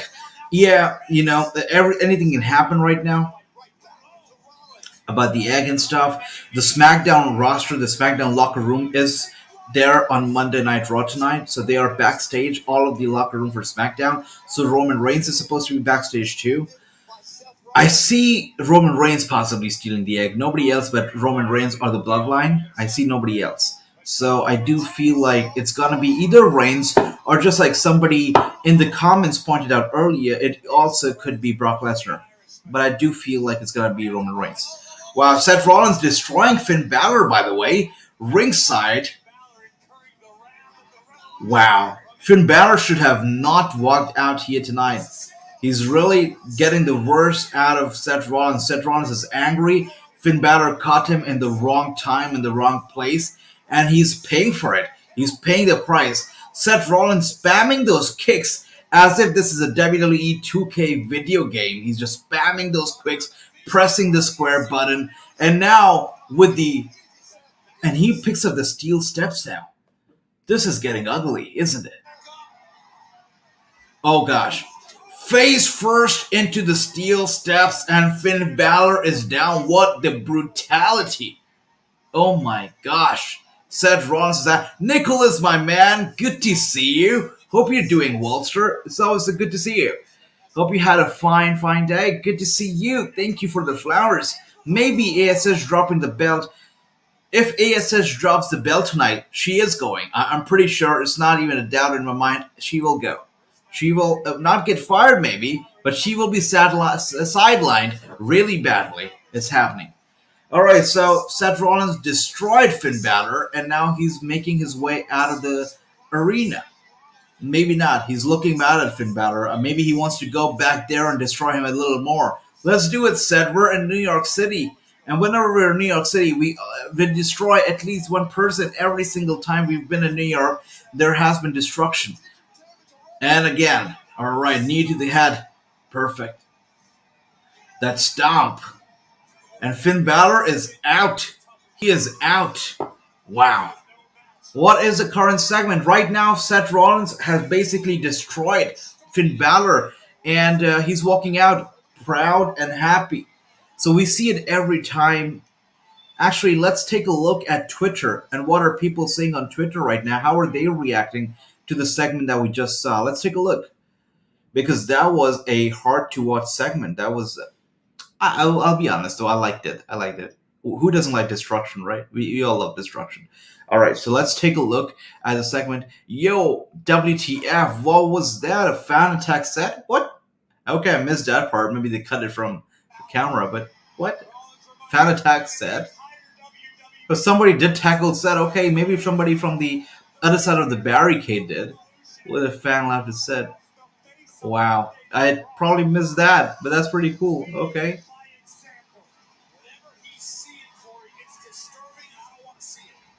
Okay, I missed that part where a fan attack said. Yeah, that's what people are talking about.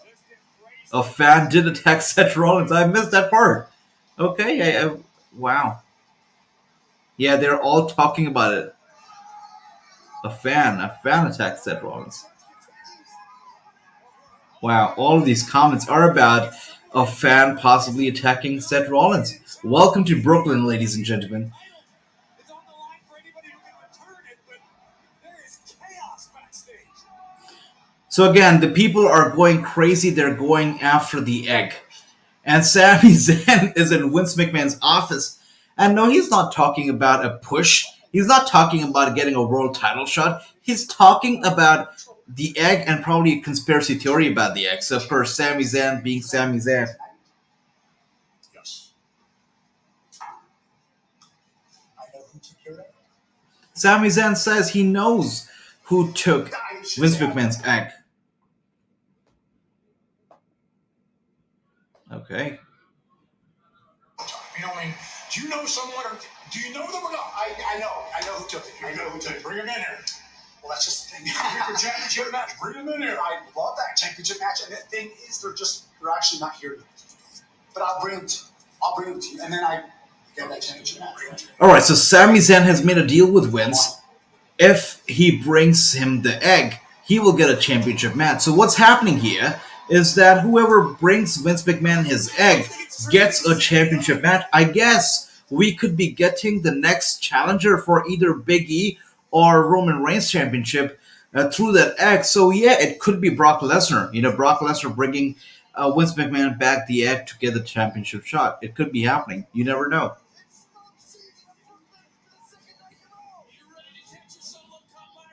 Whatever happened to Edge? Yeah, whatever happened to Edge, right? That's what we were talking about. Like, why is he not being used well? It is crazy. It is crazy. But it is just what it is. All right, so we're getting some... Who's ready for some spoilers? Do you guys want some spoilers?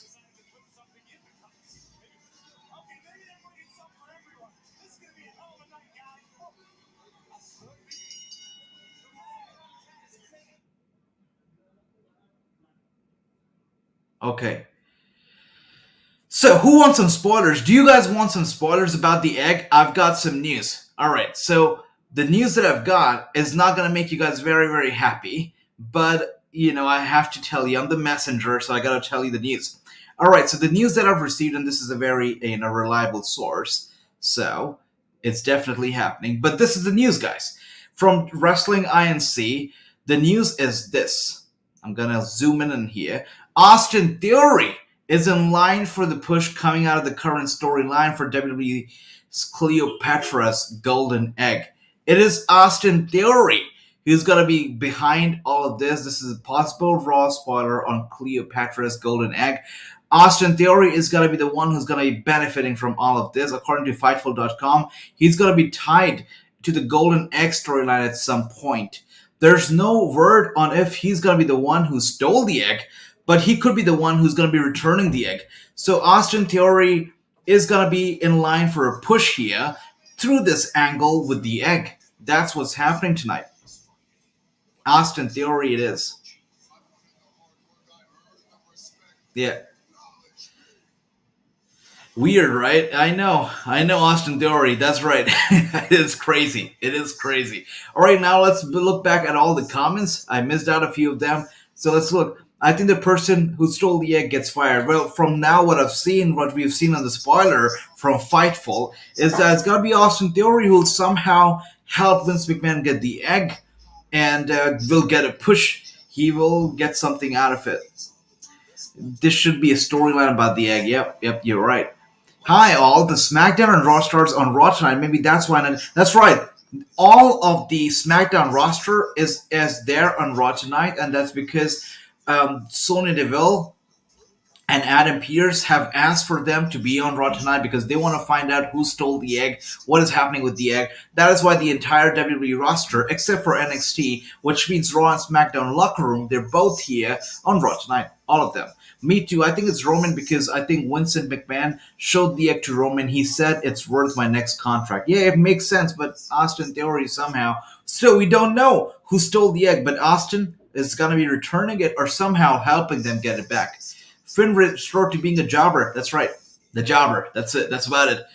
That's why he went back to NXT, and I'm pretty sure he wants to go back again, or maybe AEW. We don't know. The bloodline definitely stole the egg. Everybody thinks it's a bloodline.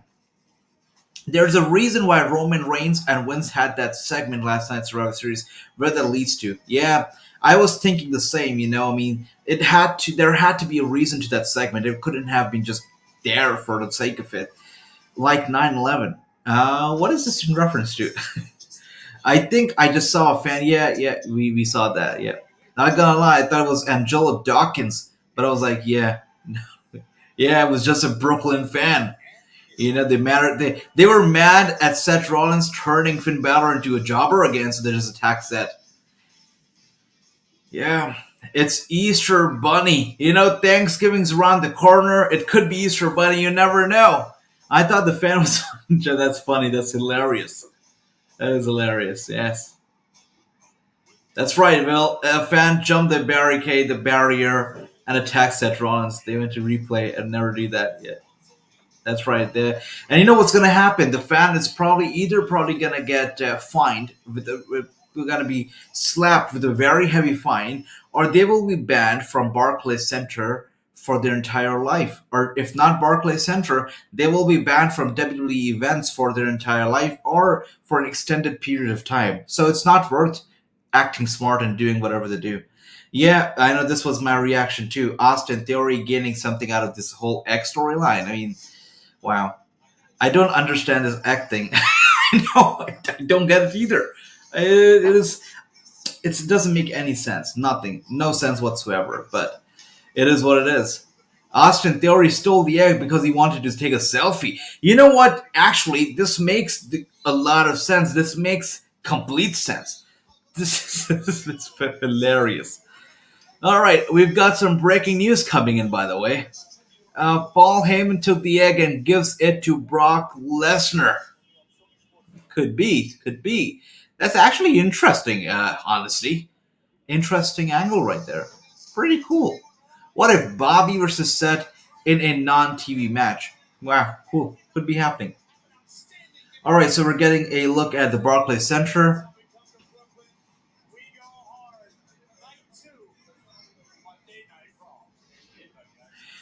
All right, guys, we've got some breaking news coming in. Who wants breaking news? Oh, okay, Kevin Owens. Wait, let's wait. Let's hold on to the breaking news. Let's look at backstage where Kevin is backstage. Last night, you abandoned your team at Survivor Series. We just heard from Seth Rollins. What's your response? Oh, I wasn't listening to what Seth was saying. He's a delusional idiot. Why would I listen to anything he has to say? But also, I was busy looking for this precious egg. Can you believe that? A guy like Kevin Owens, such a serious competitor, Kevin Owens is not concerned about what Seth was saying. He's not concerned about the storylines or the wrestling. He's concerned about the egg. You don't know where it is. No. Okay. Well, if I'm not the one fortunate enough to bring this back to Mr. McMahon and get this opportunity, I can't wait to see who does. And I have great interest in who walks out of tonight the WWE champion. So I'll be paying attention. Could Austin Theory be walking out tonight as the WWE champion? Could it be happening? That would be the weirdest thing ever. I hope that doesn't happen. But that would be so weird, just the thought of it. It's very, very weird. Anyways, guys, breaking news time, if you want to call it breaking news. We've got some news here. And I'm going to just show it to you right here. 1 second. So we know Andrade and Charlotte Flair. We know that these guys are a very cute couple, wrestling's power couple. A lot of people have been saying that, hey, Charlotte Flair is going to go to AEW because Andrade went to AEW and whatnot. A lot of people said that. Got some breaking news, guys, if this makes any sense. Andrade has unfollowed Charlotte Flair on social media. And both on Twitter as well as on Instagram. So I know, how in 2021, how breakups work. If you break up with your girlfriend or your boyfriend, the first thing you do is you pick up your phone and you unfollow them. And that's what Andrade has done. He's unfollowed Charlotte on Twitter as well as on Instagram. And they had been following each other for about 2 years, as this says here. And Charlotte is currently following him on Instagram, but not on Twitter. So this news has just come in. Andrade has unfollowed Charlotte Flair on Twitter as well as and on Instagram. So is it a breakup? If it's not a breakup, why would he unfollow her, right? But he's unfollowed her. And the last time we saw or heard these people talk about each other was in September of 2021. So it's been a long time. Why would he unfollow Charlotte? That is something that I guess let us light up, or maybe let us wake up the Sami Zayn in all of us and do some conspiracy here. So yeah, I know. Kevin Owens looking for the egg. Odds on him getting pied. Yeah, you're right. Getting pied. That's right. That's the word. KO blowing his lines in promo on purpose. He looks, of course, he's disinterested, right? And you're right. The guy that Kevin Owens is, I'm pretty sure he's just frustrated with the creative. He's just tired of it. But since he wants to maintain good relationship with Vince McMahon, he's just doing whatever he's being asked to do. He's a businessman. Kevin Owens understands what he has to do. To be successful in the business, you have to be on good terms with everybody. Because one day or the other, you'll need, this is a small world. Wrestling, the industry of wrestling is a pretty small world. It's a very close-knit world. Everybody knows everybody. You get in touch with everybody. You run into each other every now and then. You got to be on good terms, and that was Kevin Owens is doing. And I wouldn't be surprised if he does the same until the contract runs out and then goes to AEW. Wouldn't be surprised at all. But I definitely see Kevin Owens go to AEW if they keep up with this nonsense right now. I know. Yeah, Charlotte Flair and Andrade, it's surprising. All right, cool, Geraldo. I will be waiting. I heard somewhere that Charlotte and Andrade have broken up. I think it's true. It could be true. All right. So we're getting a title match on our hand. No, not title. I'm sorry. A tag team match in our hands. That's Street Profits versus AJ and Omos. And guys, I don't know. Do you know about? I don't know if you guys are aware of. I'm pretty sure you've been watching WWE for a long time to know who the Crime Time, they are, who Crime Time were. All right, guys, by the way, before I continue talking, I'm just going to draw your attention to the moment of the night. That is the fan attacking Seth Rollins. What happened? What went down? Let's take a look at it. So, this is what happened tonight, apparently.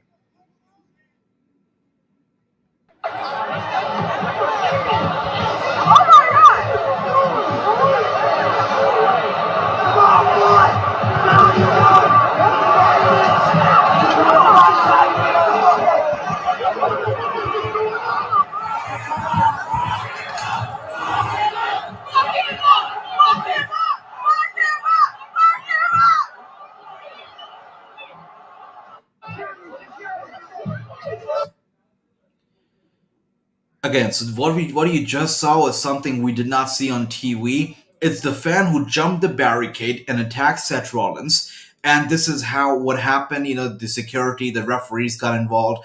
Seth Rollins called him the B word. That happened when we cut from the TV, from the cameras, and this is what happened.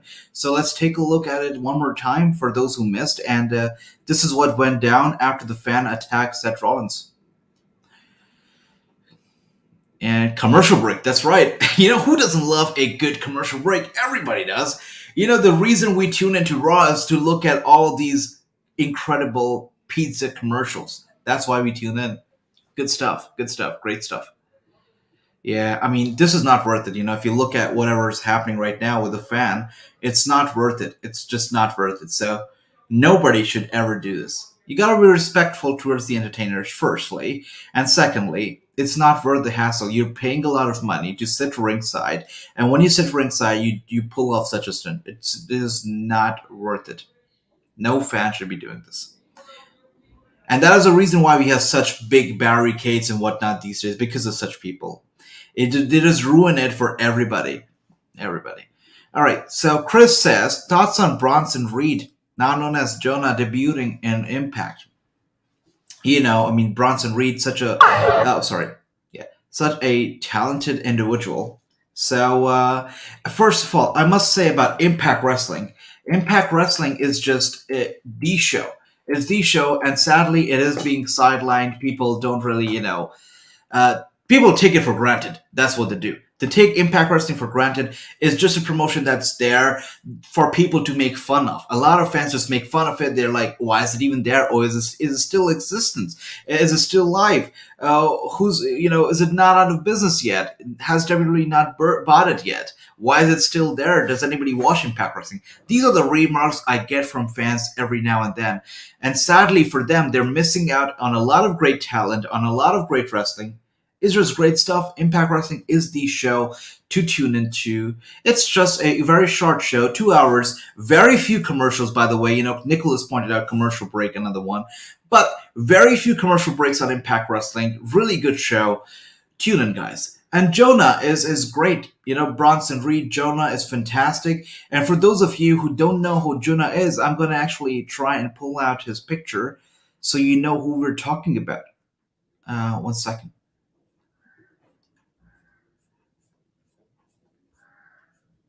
This is not the best resolution.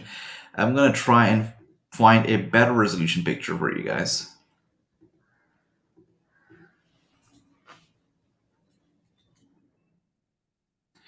Right, not the best resolution either. I don't know why I'm not getting the best resolution picture for Jonah. But this is Jonah. Bronson Reed, aka Jonah. You guys know him already, I'm pretty sure. But still, this is the guy, and he has joined Impact Wrestling. He recently appeared there, made his first debut. Incredible guy, incredible performer. Is going to bring a lot to the table there at Impact Wrestling. And Impact Wrestling has a great talent right now. The Iconics, now known as the Inspiration, are there. You've got Big Cass. His contract has run out. He's now a free agent, but he's still going to be working all the shows throughout 2021. You know, the end of the year. He's going to be working the last show of the year for Impact Wrestling as well. And I'm pretty sure he's still going to re-sign with the company because WWE is not going to have him on board. AEW is most likely not going to have him on board either. So he's most likely going to be re-signing with Impact Wrestling. I see it happening. But Impact Wrestling has a stacked roster. Like, you guys should be tuning in. It feels like WWE wants Omos versus Big E soon. I don't know how they push him with no promos and severely limited ability. You're absolutely right, honesty, about the severely limited ability. Omos is a tall guy, but that is all that I've seen about him. I don't know much about his personality. I know this guy likes to smile once in a while. He does smile. I've seen him smiling a few times, so that's good.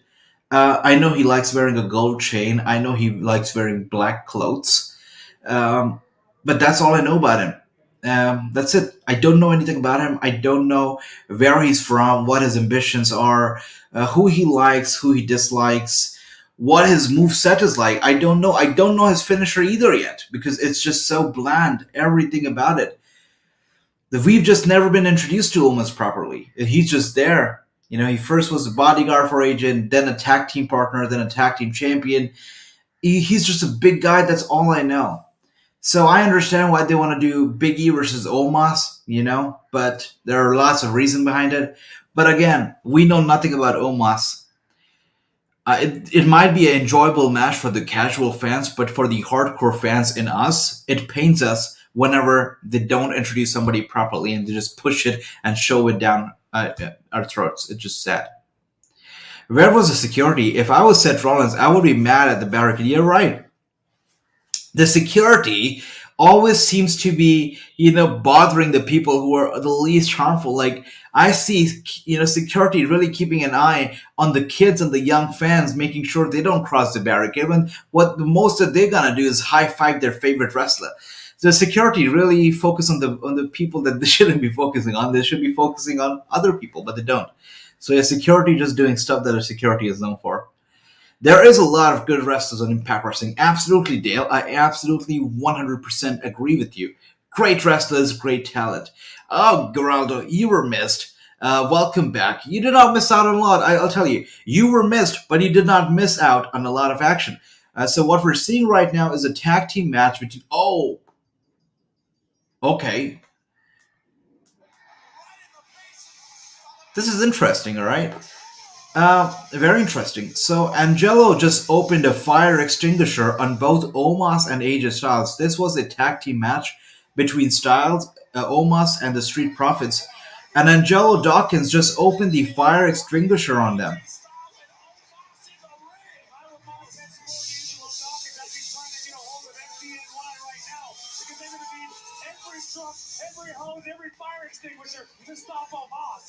That's weird.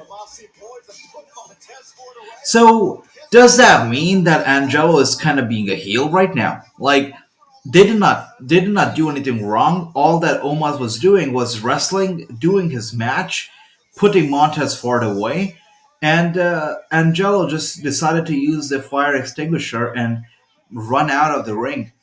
I don't know why he did that. Maybe they just wanted to. Yeah, honestly, I'm just as surprised. But maybe they just wanted a cheap pop out of Brooklyn because Street Profits, Brooklyn, you know how that goes. So they just wanted to give Brooklyn a special moment and whatnot. So maybe that's what they did there. Weird, weird, and also making Omos look strong that way. Doba Kato, aka Aziz, has never did a promo in his life. That's right. That's right. Doba Kato. I mean, by the way, Doba Kato just seemed like a more threatening guy than Aziz ever has yet. He's never looked so intimidating. He's just, I don't have words right now, but this guy needs to be repackaged again because whatever they've done with him, pairing him up with the Polo Cruz, he does not look very threatening. No, he's a big guy, muscular guy, strong guy, can move in the ring, really good in the ring. Actually, he needs to be freed from Apollo, and he needs to be doing his own thing and really repackaged very well, and not be Aziz. He should be somebody else. He should be an independent soul here in wrestling. They should be giving him a more badass gimmick and not Aziz. He doesn't look good in a uniform. He would look good in a biker's jacket, but not in a uniform. You know what I mean? All right, we're getting the tag team match for the titles, it seems now. All right, Nikki ASH, almost a superhero, making her way to the ring now.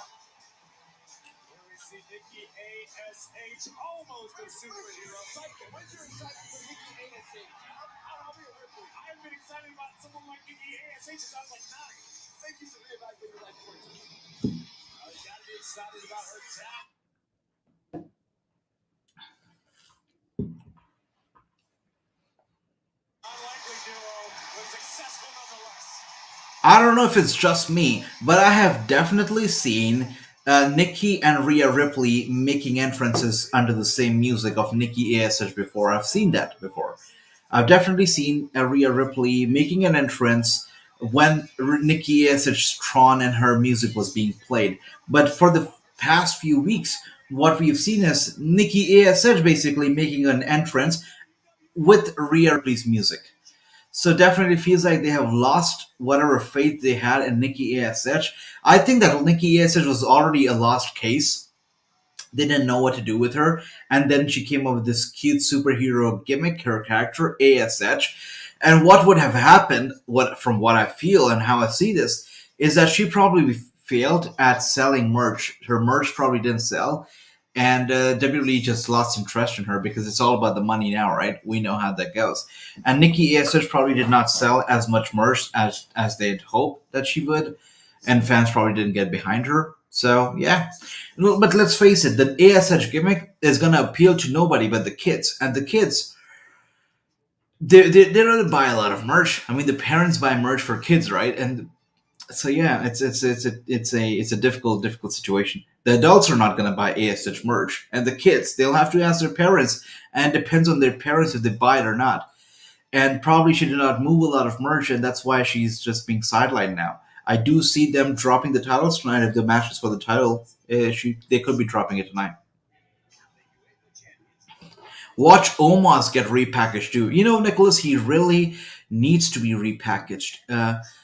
The gold chain and that thing, you know, he right now, what I'm afraid of as well is if you guys remember, we had this in ECW back then, or even on SmackDown, we had a partnership. I wouldn't call it a tag team because it started as a partnership between Brian Kendrick and Ezekiel Jackson. And we had Ezekiel Jackson basically working as a bodyguard for Brian Kendrick, and then it became like a tag team. And when Ezekiel Jackson was basically repackaged from his bodyguard suit, he went to Trunks, and then he became a tag team partner for Ezekiel Jackson. And then he broke up from Ezekiel Jackson, became his own thing in Trunks only. And it was a mess. It was a mess. Ezekiel Jackson was such a dominating, intimidating guy. It went nowhere, and then he got fired, he got released, and now he's not even wrestling anymore. You know, so it's definitely hard to watch that. And with Omos, it's also critical. I hope that they are able to repackage him well. But with tall guys like him, we know it's hard for WWE to really treat them right. They always treat them in the stereotypical way. We don't know. We just don't know. Women's title getting dropped, then pre-says 10 EST hours seemed predictable. I agree with you. You know, what? So, wow. All right. I'll say this one more time, guys. I must thank you all for really making this very easy for me. You know, it doesn't even feel like KJ is not here with me tonight. It feels like I'm sitting here with my buddies and chatting with you all because you guys, the way you interact and, you know, leave your comments, it's just so more enjoyable for me. It's really fun. So thank you for making this watch along really fun for me, as I hope that I'm making it for you. But we have been doing this for an hour and 52 minutes, and it doesn't even feel like it. So we still have a lot of wrestling to go, though. So we still have a lot to go. But yeah, this show is still has a lot to go. We have an hour, 90 minutes left on the show still.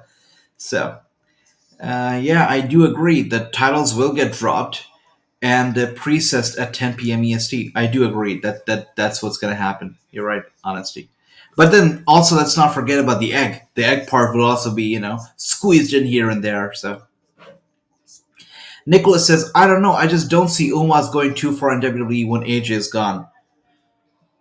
I agree with you, and that's why I brought up Ezekiel Jackson. You know, he also did not go too far.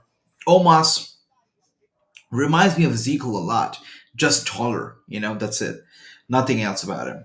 So, yeah, I do definitely agree with everything that you're saying. I'm afraid that I don't see him getting too far either. I guess only time will tell. But he's a nice guy. He looks like a nice guy, so I hope the best for him. But it's hard, you know. I mean, but also let's also look at the fact that WWE does not have a lot of monsters right now. They don't have Big Show. They don't have Braun Strowman. So they would want to invest into Omos for sure, so that they have a monster, a guy that would draw in. So you know, with guys like Omos, right? how it works with guys like Omos and Braun Strowman is that these are tall guys. They look extraordinary. They look, magnificent, very fascinating. And guys like them, they might not appeal to fans like us, but they do appeal to the casual fans, to the fans who watch wrestling once in a while, or they accidentally, tune into a show while switching channels and they bump into a wrestling show and they see a guy like Omos and they're like, whoa, whoa, wait a minute, this is real life. This is not CGI. This is an actual guy, so tall. That's the kind of people that guys like Omos appeal to. So WWE would definitely like to have them, but are they going to treat them well? We don't know. We don't know. What is Roman's status? So Roman is apparently backstage. Is he gonna show up though? That is the real question. We'll keep you updated as we hear from it, but we don't know if he's actually gonna show up. But also, guys, let's not forget that we're also gonna be seeing a handicap match, which is apparently the main event of the night. That is between Rey Mysterio, his son Dominic, against Bobby Lashley. It's gonna be most likely the main event of the night, and it is going to be happening tonight. It's a handicap match, 2-on-1. Geraldo says, what if a match at WrestleMania 38 would be AJ and Omos versus... it would be a mid-card match. I would not be the most excited about it, honestly. Yeah. All right, so...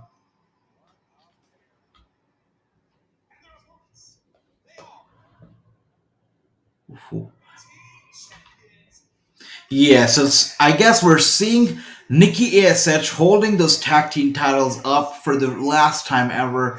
I don't think we're going to be seeing Nikki ASH getting another title push anytime in the future. I think it's a sad day for Nikki. If she knows what's happening, it's a sad, sad day. Yeah.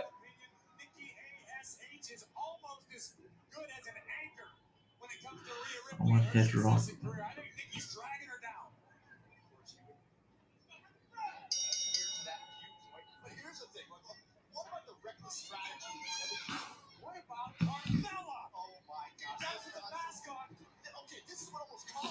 So this is a weird part. Look, I tried to get behind Carmella. I tried to cheer her on. I tried to really invest into her matches. But then she puts on this horrendous mask on every time she wants to wrestle. And it makes no sense to me.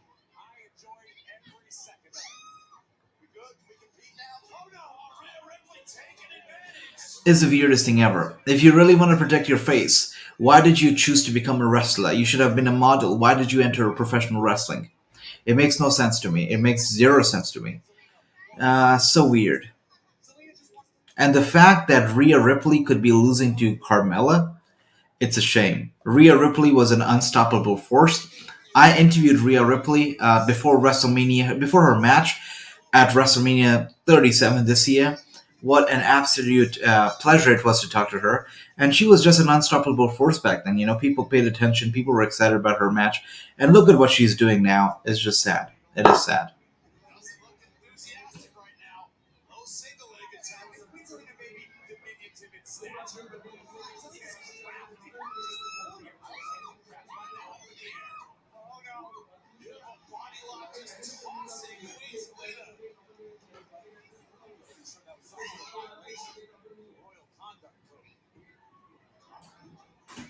Trying to get to her corner. Gotta get through Rhea Ripley first. Now, again, this is for the women's tag team titles. Watch your thought, Rhea. Please, I want to run your life or attempting to. Last week, of course, Rhea Ripley victorious one-on-one against Carmella. ASH falling. All right, so Queen Zelina Vega just slapped Nikki ASH. And they slap Rhea Ripley, and Rhea Ripley is angry, lifts Queen up to her shoulders. Not going for the Hurricane just yet. I don't know what she's... Okay. Alright, let's play a little game, guys. Everybody watching this right now, do you see Nikki and Rhea dropping the titles tonight? If yes, let me know yes. If no, let me know no. So do you see it happening? Are they dropping the titles tonight? Yes or no? Comment below.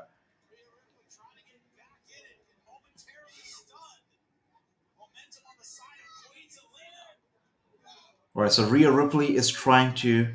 Wow, no. Dale says no. Okay. All right, so one no, we said. Will says, "Hi, can't believe a fan attacks at Raws." Yeah, I did show a video of it earlier. Who does that? I saw Jamie Noble and referees take him to the back. He's in trouble with the police. Yeah, that's right. If every time a fan tries to get involved and attack a entertainer or any of the WWE personnels, they get in trouble. They get involved with the police. Whenever you buy a ticket, you accept to a few terms and conditions. One of them being you are not going to be getting physical with anybody in the ring. And he did get physical with Seth Rollins, so he will be involved with the police. He will be most likely slapped with a fine, and he will be banned from attending WWE shows in the future. It's gonna happen. Maybe also Barclays Center shows. So yeah, he's gonna have to face a lot of consequences. Not a very cool thing. Wow. So a lot of people, Dale says no, Will says no. A lot of people don't see Rhea Ripley dropping the belt tonight. Okay. They're making Rhea look strong. ASH probably blows it for the group. You're right. If they really want to make Nikki look bad, that's what they're going to do. They're going to have Nikki pick up the loss for the win. You're right, honestly. It makes a lot of sense. Wow. And we just saw a near fall right there. Had Rhea not saved Nikki right there, it would have been a pinfall, and we would have seen the titles changing hands. And I think, honesty, you are right. I would agree with you. It does look like they made Rhea look very strong. Now she got a kick to the head, and then her head basically slammed against a turnbuckle. So Rhea is out. But Zelina Vega and Carmella, I think we could see some double team here. Yeah, I think it looks like Nikki ASH is going to be picking up the loss. Yeah, Nikki ASH will get pinned, and the championships will get dropped to Zelina and Carmella. It's happening. That's it. Honesty was right. Honesty, my man, you guys, you're watching this right now. Look at this comment right here. Look at it. Honesty called it way early. He was saying it since the start of the show. Honesty, this is why you're the best. He said it. He said they're making Rhea look strong. ASH gonna blow it for the group, and that's what she did. It was I think tonight is the night that we're gonna start to see the downfall of Nikki ASH. She's just gonna go down. And I don't know if she's gonna get it back up anytime soon or at all in the WWE. I think tonight the destruction of Nikki ASH starts. It's a sad night for Nikki, that's for sure.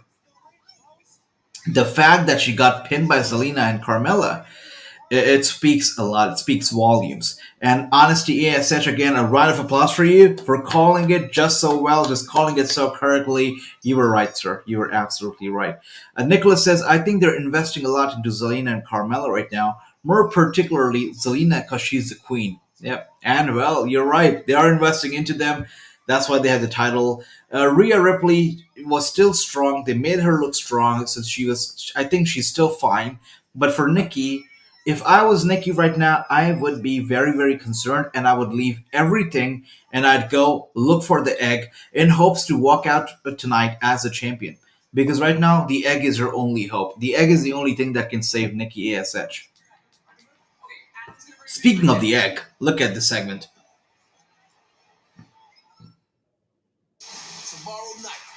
Oh, have they found the egg? What's going on? We just switched to commercial. Okay. There's two tag teams, Rhea Nikki and Carmella Zelina. That is awful. Yep. Who should Veer team up with? Because he does not have a partner. Yeah, Veer is not going to be teaming up with anybody. It seems he's going to be doing his own thing. They have, I don't know if I could say that have repackaged him because he's still, having the same outfit, the same looks.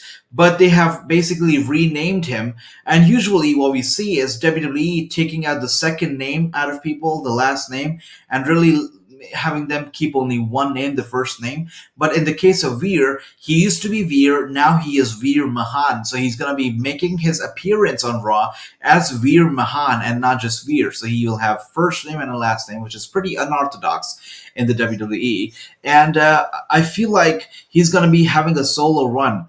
And I really hope that he has a babyface run and not a heel run, because we have seen a lot of international stars do a heel run every time they do a run in the WWE. Every time there's an international star who's not American or British, he's a heel. That's what we see every single time. You look at Shinsuke Nakamura, you look at Jinder Mahal, you look at the Great Khali, you look at Ezekiel Jackson. I can go on and on. Every single international star is a heel. So I hope that Veer Mahan can do something different and he can bring something new to the table. There should be lots of different tag teams. That's right, lots of them, a whole variety of them. But we have only a few. Sad part. Are Carmella and Zelina new champs? Was it a title match? That is right, Will. That is right. And that's why I say tonight starts the downfall of Nikki's ASH as Carmella and Zelina are the new tag team champions. That is it. They are the new champions, so it's time over for Nikki and Rhea Ripley as tag team champions, and maybe even a tag team. That's right. Let's take a look at Twitter once again and see what the people on Twitter are talking about.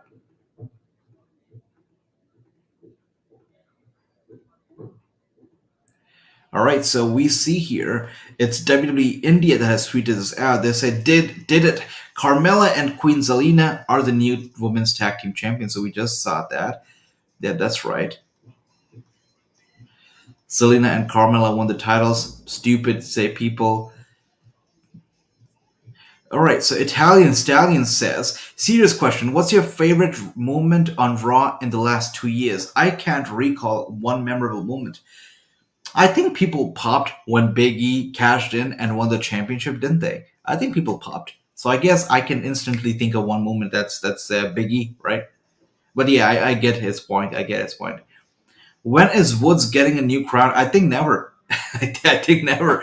But you know what? Considering Woods and the kind of gimmick that Xavier Woods has, I think it would make a lot of sense if he gives up his actual crown and builds a new crown maybe out of Lego pieces. You know what he does with up, down, down and stuff that he does, the geek stuff, the video games and whatnot. I think it would really be fun if he wears a Lego crown or something like that. You know, that would appeal to some kind of an audience and a demographic.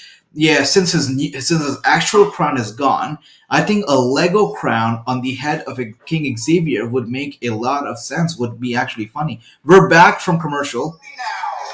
I called it. I told you guys. Austin Theory. There you go. We spoke about it way early. There was a spoiler alert. I shared the spoiler with you guys. Austin Theory has brought back the egg. That is it. We spoke about this earlier, guys. Austin Theory with the egg. You used to have a promising career. Why did you do it? Look, I know how valuable that egg is. I do. I just wanted to come in here yesterday and take a selfie with it in your office. That's it. Oh my gosh, somebody commented this earlier, that maybe Austin Theory just wanted to take a selfie with it, and that's what happened. I just got scared. I'm sorry. I don't believe anything you said. It's crazy. You took us. That whole story is so full of holes. It's pathetic. Oh, would you look at that? That is disgusting. That is disgusting behavior. You can't believe it. We spoke about this earlier. We were joking about this earlier, that probably Austin Theory wanted to take a selfie with it, and that's what's happening. Kind of went a little foul of the law. Yeah, well, you know what I'm going to do? I'm going to drop charges. What?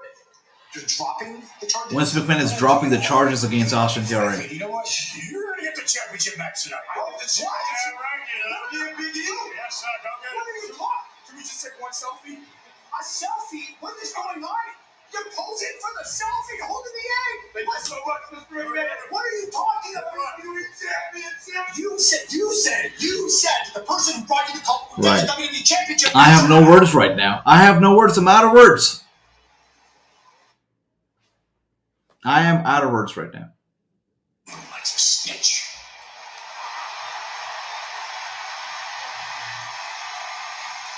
Can you believe that Austin Theory will challenge Big E for the WWE? You have talent, incredibly talented talent, such as Sami Zayn sitting across the table from you, but you're going to overlook his talent and you're going to give the championship match to Austin Theory, a guy with a selfie, a camera, and a phone, you know? I mean, this is the same gimmick that Tyler Breeze used to have. He never got a championship match, but Austin Theory will, because people love Austin Theory, apparently. Or they want us to love Austin Theory. I mean, this is crazy. This is insane. This is just insane. I have no words whatsoever. Will Riley Sports says, wow, I did not see that coming. Zelina Carmella, new champs. Okay, Nikki ASH, what is going to happen to her? Stay with Rhea, split, wait and see. I think they're going to split. I think it is only a matter of time before Nikki ASH gets released. I am seeing this coming right now. Sad, but I feel like it's coming. I'm looking forward to seeing Zia Lee on SmackDown. She was great in NXT. Her spinning kick to the face. Oh yeah, that kick, incredible. It's amazing. Yeah, I agree. I've seen yeah, I'm excited. You know, all that. Also, those visions are very interesting with the whole comic book thing. Pretty interesting. Yeah. Austin Theory, a lot of people just wanted to take a selfie. Yeah, a lot of people predicted it, and they were joking about it, right? They were joking about it. Does he get a match now? Yes, it's official. Austin Theory versus Big E for the WWE Championship is going to be happening tonight, which will definitely be the main event of the night now. I cannot process this either. I cannot believe what we're seeing. I can't believe it. Stupid is the word. How can they misuse Kendrick? He is now fighting for the 24/7 title. What is wrong with WWE? And what is wrong with WWE here is that they're actually having a championship match for the 24/7 championship. I mean, how does one have a championship match for the title? Isn't this title supposed to be something that you don't need a match for? You can just challenge or you can just pin anybody anytime. You don't really need a match for this match. Why are not people running into the ring right now and getting the title because they want to win the title? Why are we having an actual match for this championship? We should not be having a match for the 24/7 championship. We don't need a match or entrances for the 24/7 championship. We don't need any of this. But we're getting it. Why? Because we want to fill this 3-hour show up with crap. That's what's happening. But it's okay. At least Cedric has some title, some gold around his waist. I guess we can be happy with that. We can be satisfied with that. And these people are just so nice. They did not interfere in the match, and now the match is over. People are Dana Brooke. Dana Brooke. Guess who's not getting released anytime soon is Dana Brooke. And nobody's gonna pin a woman, I guess.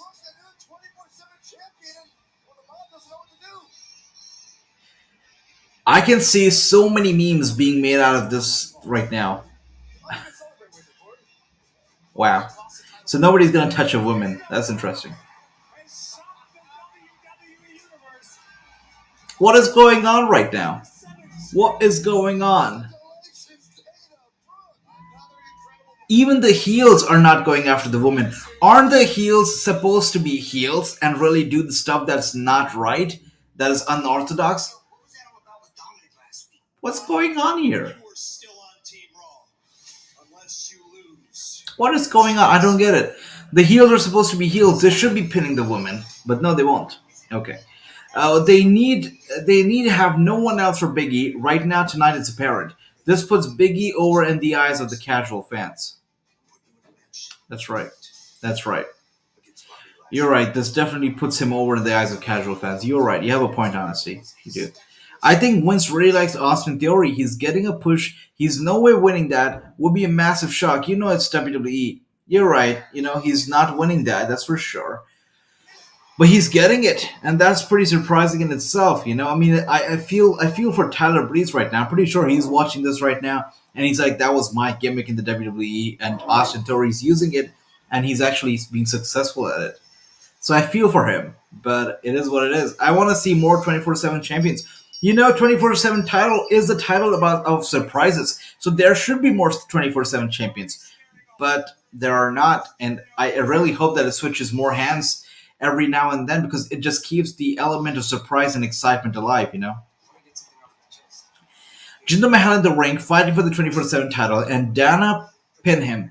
I'm starting to get pissed. Seriously. I always say WWE made me stop watching wrestling. I get it, you know? Just like I said, heels were in the ring, Jinder Mahal was in the ring, Shanky was in the ring. All they had to do was really pin her, and they would have won the title. You know, they don't have to beat her up. They could have pinned her and beat her for the title. That's it. But no. Okay. We just want to be politically correct, I guess.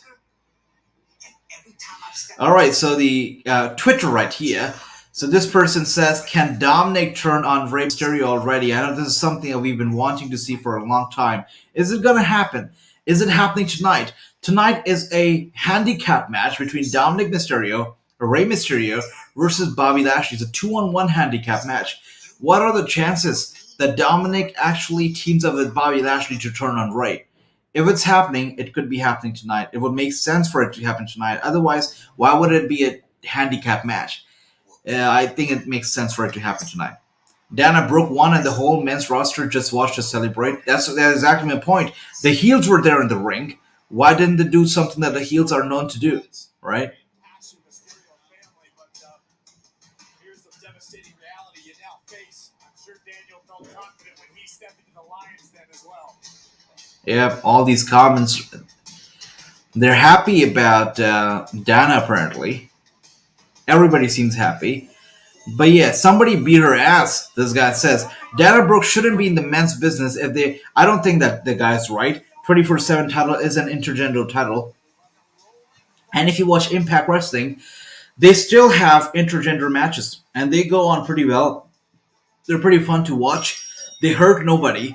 They hurt nobody's sentiments. They don't hurt anybody whatsoever. It's a pretty... They do pull off intergender matches perfectly in a class way. But still, WWE has a problem with them. Probably doesn't make the investors very happy or whatsoever. And that's why they just don't mess with it. But whatever. Whatever. Alright, let's go back and look the comments here. Honesty said... Alright, we just read this up. You're right, Honesty. Absolutely.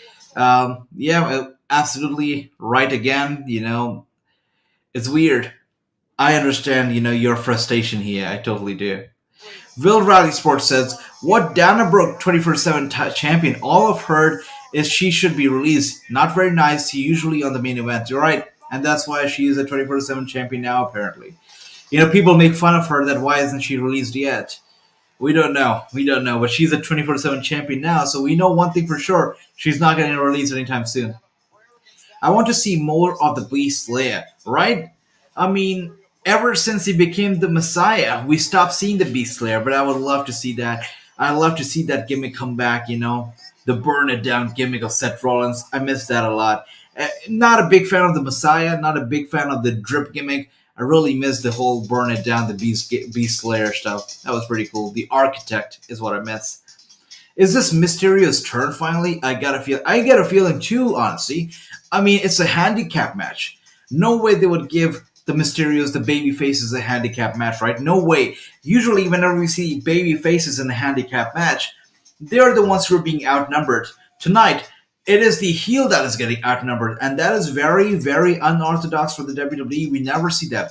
We're getting a commercial for Day 1, which is the first, pay-per-view of the year on Day 1 on January 1st. So it's happening. We just got a commercial for it. So yeah. Anyways, what I was talking about is whenever we see the faces versus baby faces versus heels in a handicap match, it is the faces that are being outnumbered and the heels are the ones that are like larger in number. So if you see a 2-on-1 handicap match, it is the heels that are 2 and the face that is 1. Tonight it's different. Tonight it's the face that are 2 of them and the heel is 1 of them. This is very unusual, very, very rare for us to see in the WWE especially. So it only makes sense for Dominic to turn on Rey tonight. Maybe team up with Bobby Lashley and do that. I actually feel like it's going to happen. Hello, Geraldo. Good to see you again. I've never thought Dana Brooke was new 24/7 champion. If you said that at the start of the night, I know, right? I know. I mean, I said it at the start of the night tonight. I said tonight's Raw would be a surprising one because the preview that they released for the show did not say anything apart from this match that we're seeing between Dominic, Rey, and Lashley. It did not mention anything else. That's why I said tonight could be a night of surprises. And we are getting surprises, Seth Rollins got attacked by a fan, even though it was not scripted. We got Dana Brooke as a new 24/7 champion. We're getting Austin Theory versus Big E for the WWE Championship. I mean, it's a night of surprises. Then we also got Zelina and Carmella as the new tag team champions. So night of surprises for sure. We need more women as a 24/7 champion. Yeah, it's pretty cool to have them as a 24/7 champion. But they should not be, worried about the intergender stuff. And they should not be, scared of it. They should embrace it. The intergender wrestling is not bad wrestling. It's not offending anybody. So let's not worry too much about it. Let's just have fun. Let's have more intergender wrestling. Why not? We should be having it. How long is the stream? So this stream is just as long as the show is. So when the show gets over, the stream is over. I'm happy Dana Brooke got a chance. 24/7 Championship is open to women and men. That comment was stupid, saying that it shouldn't be with men. I like Dana Brooke. She got a lot of fans on social media. You're right, Will. I absolutely agree with you. Yeah, that comment on Twitter was stupid. If you talk about equality and you talk about men and women being equal and just as powerful, it's only fair you let them compete for the same title, and that is a 24/7 title in the WWE. It is open to both genders, and it's weird that the men couldn't actually pin her. Like even the heels couldn't pin her. I mean, if the heels really wanted heel heat, they should have stepped up and pinned her, but they did not. Which again, just weird because WWE is all about the money and they want to make the investors happy, and they don't want to do anything that would make them unhappy. And I guess wrestling men on women makes them unhappy, so they don't want to do it. Sad, sad, and that's why Impact Wrestling is a good place for you to tune into because they don't worry about investors. They got money of their own. They got investors who believe in intergender wrestling, and they still have intergender wrestling every single time they're on TV. So yeah. All right, Geraldo, good to see you. It was good talking to you. Have a good night ahead. Thank you. All right, and tomorrow, don't forget, we're back for NXT 2.0. So if you haven't started watching NXT 2.0 yet, start watching tomorrow as we're doing a What You Want for the show tomorrow. And KJ White is going to be here as well. So we're going to have fun. Join us tomorrow. Intergender with a 24/7 championship, but nonetheless, congratulations, David Brooke, on your first championship in WWE.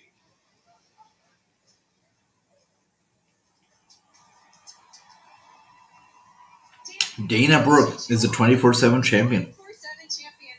Now, how do you plan on keeping a title that needs to be defended anytime, any place? Thanks, Sarah.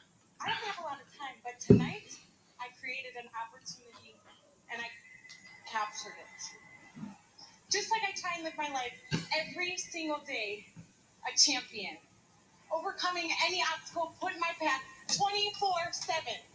But now I know I have a target on my back. But this is my moment to show the world who Dana Brooke is.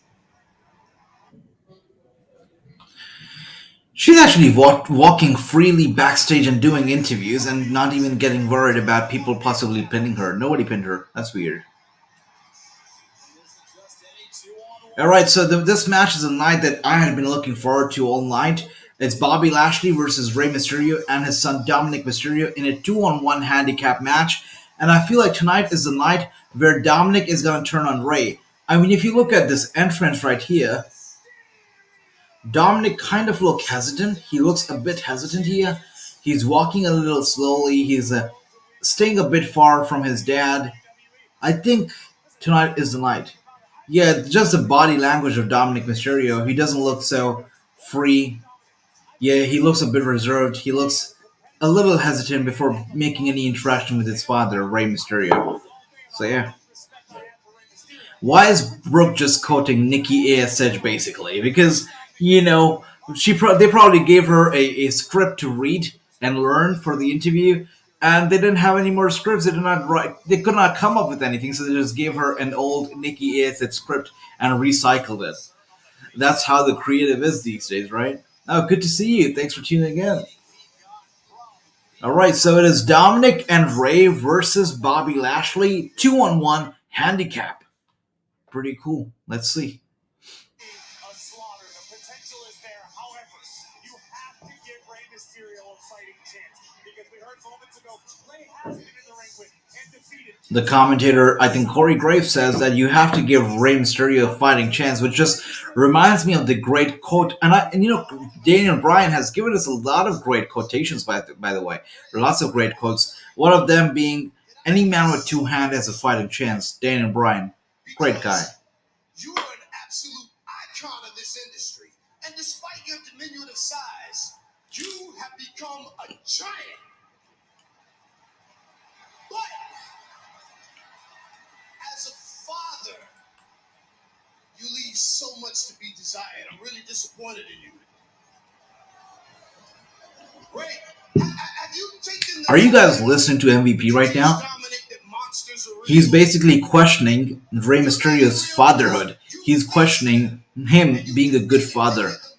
He's basically filling up Dominic's ear, really playing with his head.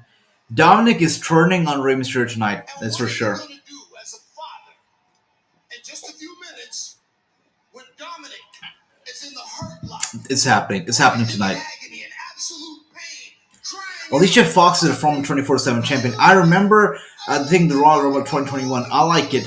Changing, you never know who's going to be champion. I like it. I know a lot of people don't. I do. I do it as well, Vel. You know, the 24/7 title is about the surprises. It's about the surprise element. It's about expecting the unexpected. I like it as well. It is very fun. It is a lot of fun. I agree. Well, I tell you what, when she's absolutely disgusted with you, just give her my number and tell her to call me. Come on. Classless attack from MVP. An incendiary statement from MVP. Up to that point, I actually agree with just about every word that came out of MVP's mouth. Having the nerve to question Rey Mysterio as a father. Yeah, Bobby Lashley is going to destroy. I think what's happening is Bobby Lashley is going to destroy Dominic. Rey Mysterio is not going to be able to help his son. And Dominic, at the end, when he gets pinned or even he gets destroyed, Rey Mysterio is going to come to his aid. He's going to come to sympathize. And Dominic Mysterio are going to be very frustrated and he's going to attack Rey Mysterio. I think that's the way it's going to go down tonight. I don't think that Dominic will even be able to tag Mysterio in tonight. I think it's going to be Dominic just getting beat up, getting destroyed, and he won't even be able to tag his father in. That's what I feel. We saw Bobby Lashley and Dominic Mysterio 2 weeks ago. Dominic able to slip behind though. It was Okay, he did. All right. So partly wrong here, but I still see it going down this route that Dominic gets destroyed at the end of the day, and Dominic tags himself again. Yeah, so quick tag right there. But I see him getting quick tags here. That's surprising. To the almighty. dare I say it, Lashley's getting overwhelmed right now by All right, Dominic tags himself in again, and Rey Mysterio tags himself again. So lots of quick tags. Still on his I'm not sure what's going on here. That's one way to get a guy out of the corner. Question: pretty sure that is Dana Brooke first WWE title, or is that right, or has she been tag champions with Mandy Rose? Trying to think here. Dana Brooke, has she held titles in the WWE before? I can't remember. I don't think so. Let me actually look it up. I don't want to give you guys wrong answers, so I'm gonna look it up. Yeah, that's right. You're right, Vil. This is right. I've just looked it up. This is her first WWE title. The 24/7 Championship is Dana Brooke's first ever championship. She has never held a single championship in professional wrestling ever. This is her first ever wrestling championship. The first ever. Pretty interesting, right? Thanks for pointing that out, Will. You're awesome. Honesty says, or are we getting a tag team match at pay-per-view with Dom, Ray, Lashley, and MVP? You think so?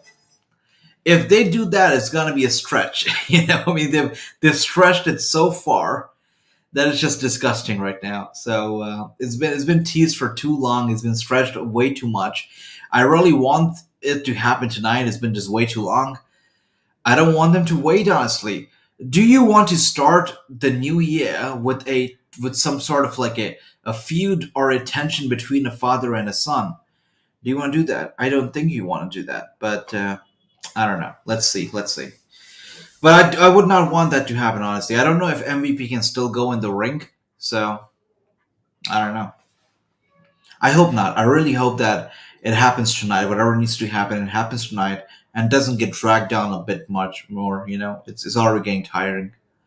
Will Riley Sports says, MVP is good at promos, one of the best in WWE. He's just come back from surgery. Yeah, that's right. And again, one of the reasons why I feel like it's not going to happen a title tag team match is because of the surgery that he just underwent. So maybe he'll just want to, take his time with it and just ease into it before getting back into the ring. So thank you for joining. Thank you. Geez, MVP heel Bobby easily winning this Hurt Lock. That's not good beating two wrestlers. Yep, that's right. You see, uh, Bobby Lashley just a pure beast, pure monster.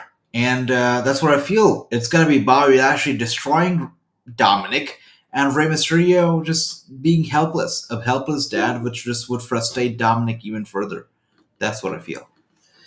But yes, guys, for those of you who are tuning in for the first time, we're Wrestling News. We keep you up to date with the latest wrestling news on Instagram and now on YouTube as well. So if you're watching us for the first time, make sure to hit the subscribe button as we do watch-alongs for every single wrestling show every single day of the week. So make sure you hit the subscribe button because we're going to be back tomorrow for NXT 2.0, on Wednesday for AEW Dynamite, on Thursday for NXT UK and Impact Wrestling, on Friday for SmackDown and AEW Rampage, and Saturday and Sunday for any pay-per-views or MLW. So every single wrestling show to exist, we watch it here with you guys on YouTube. So, and apart from that, we also post exclusive interviews and news. And tonight, we actually post an interview with the first ever lady. I'm going to actually put up her picture so you know who I'm talking about. 1 second. I'm actually going to put it up right here. Where is the YouTube? Tonight, we are going to be sharing an interview, an exclusive interview that I did with the first ever lady, a history maker, as I like to call her. She's the first ever lady to... dear, 1 second.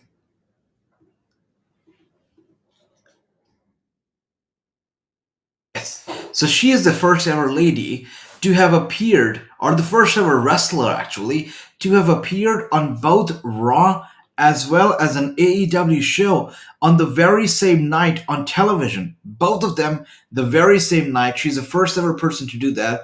And this is her. So meet Kelsey Heather. She's the first ever person to appear on both Raw as well as an AEW show on the very same night.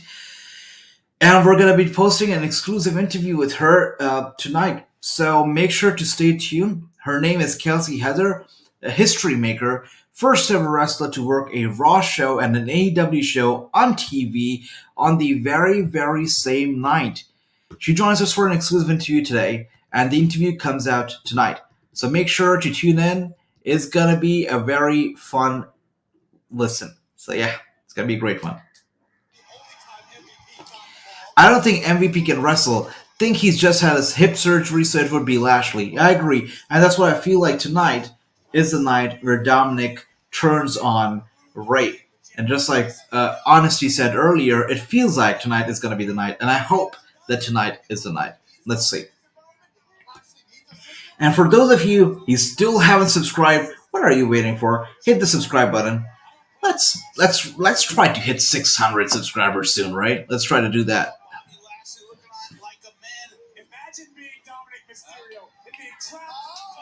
Wow, just like I said, Lashley just having fun, just taking his time. He's not here to wrestle. He's here to destroy. And he's destroying Dominic Mysterio. And Dominic's dad, Rey Mysterio, just being helpless, not able to help it, not able to protect his son.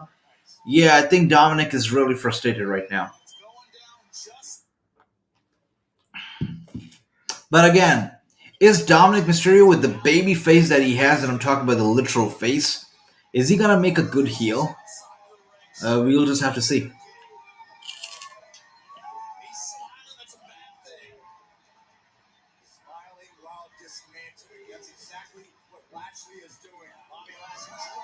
Lashley is just taking his sweet time here.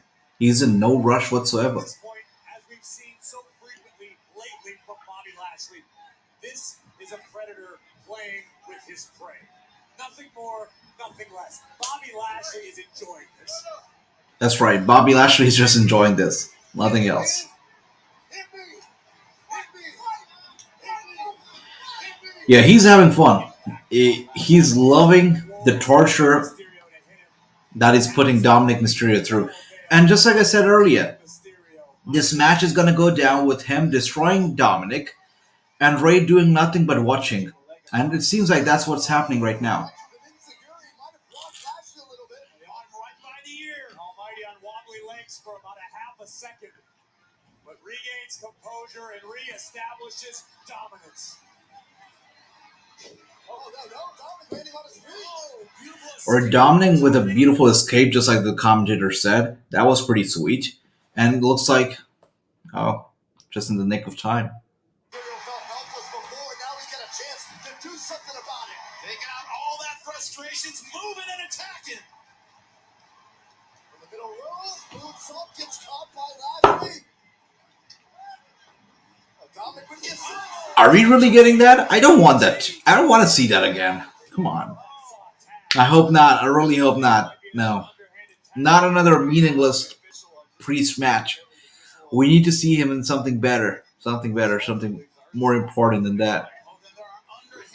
I still cannot believe the fact that Damian Priest was on the kickoff show last night. Cannot believe that.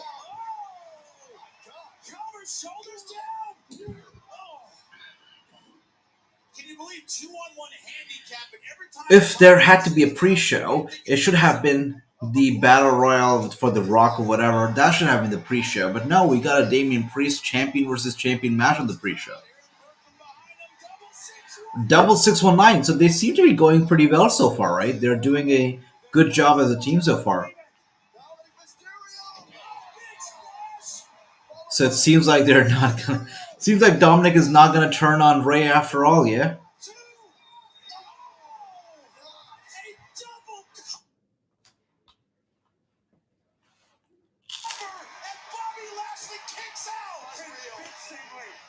Convincingly, Bobby Lashley didn't sneak out the back door.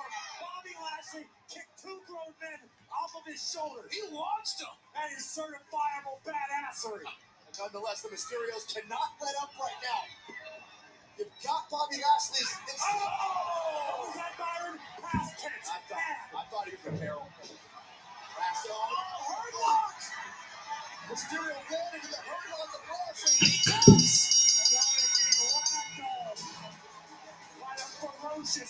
It's over.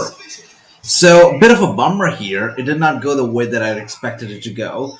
Bobby, even though he did put the pain on Dominic, he did not really hurt him. So, did not really go by the name of his team, the Hurt Business. Did not do any of that. He did not really hurt Dominic. He put him in the hurt lock and then just let him go as soon as the bell rang. So, Dominic has to be frustrated, but not that frustrated, right? Is this over just like that?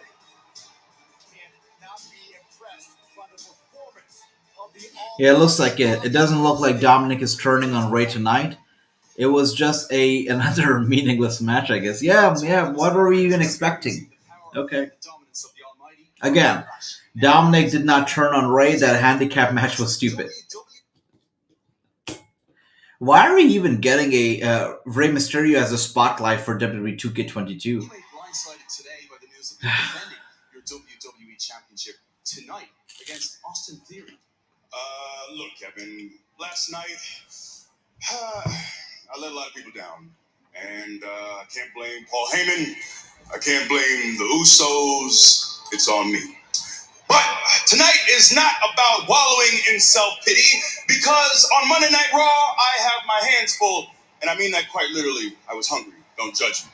Look, there's still Seth Rollins to worry about. There's still Kevin Owens. And tonight, I have a WWE Championship match with Austin Theory. Look, man, the kid is young, the kid is brash, but the kid is talented.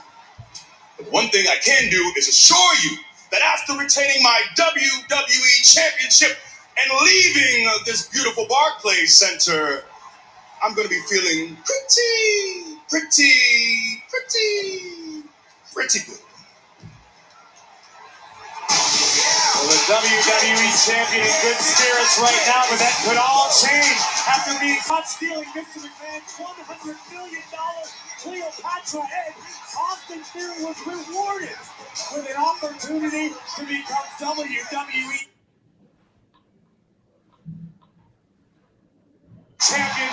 Theory, Big E, tonight. I still cannot believe Austin Theory has got himself a WWE. Yes, we're getting, honestly, you were right. We're getting a Damian Priest match up next. It's happening now. Is it gonna be against T-Bar? Let's see. Champions. How about the United States champion? Fresh off a performance against Shinsuke Nakamura, the Intercontinental Champion at Survivor Series. They got very dark and very brutal.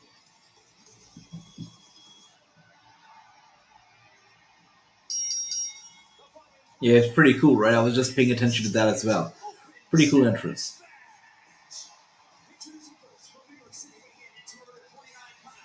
Yeah, the fans are loving it. You know, Damien Priest being from New York City, he is home. He's at Barclays Center. The fans are definitely cheering him on. He's smiling. So, is he gonna be pulling off another heel move tonight? Is he gonna be a bad guy tonight? I don't know, but he's definitely home and he's happy about it. He's smiling. Pretty cool. All right, so tonight is an open challenge. So whoever wants to take a shot at the title can come and get it. And you know, really used to be a fan of John Cena's U.S. Open challenge matches. That used to be really very fun. You know, every single week I would tune into Raw, really looking forward to who's fate John Cena next. We saw Kevin Owens come from NXT. We saw Sami Zayn. We saw Rusev. We saw all these people try to get John Cena's U.S. Championship. It used to be so sweet. You should love those open challenges. You know, if Damian Priest does those, I would love that too. It would be great. Brave enough to step up to Roman Reigns now. Friday Night SmackDown live this Friday at 7 Central, only on Fox.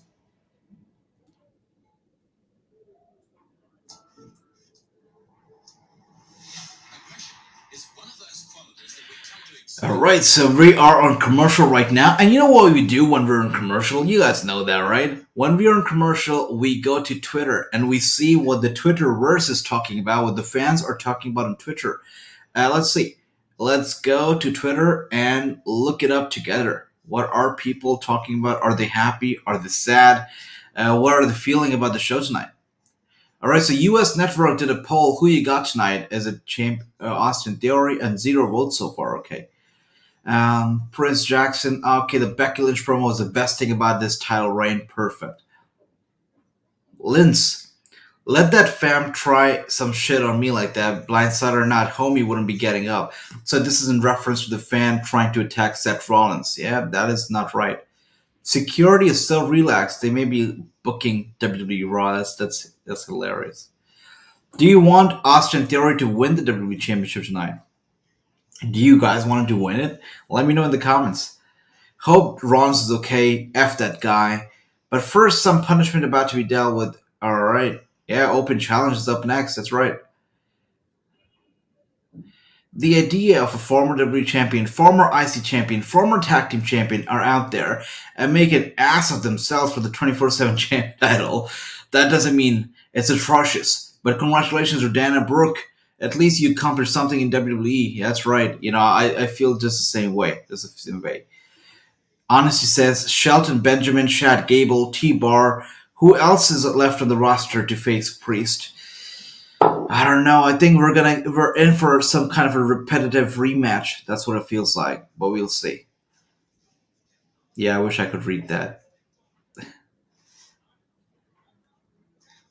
Yeah, people are salty about the booking tonight, as I can see. People are not happy with the tag titles changing hands. They're not happy with Dana Brooke being champion. A few of them were not happy.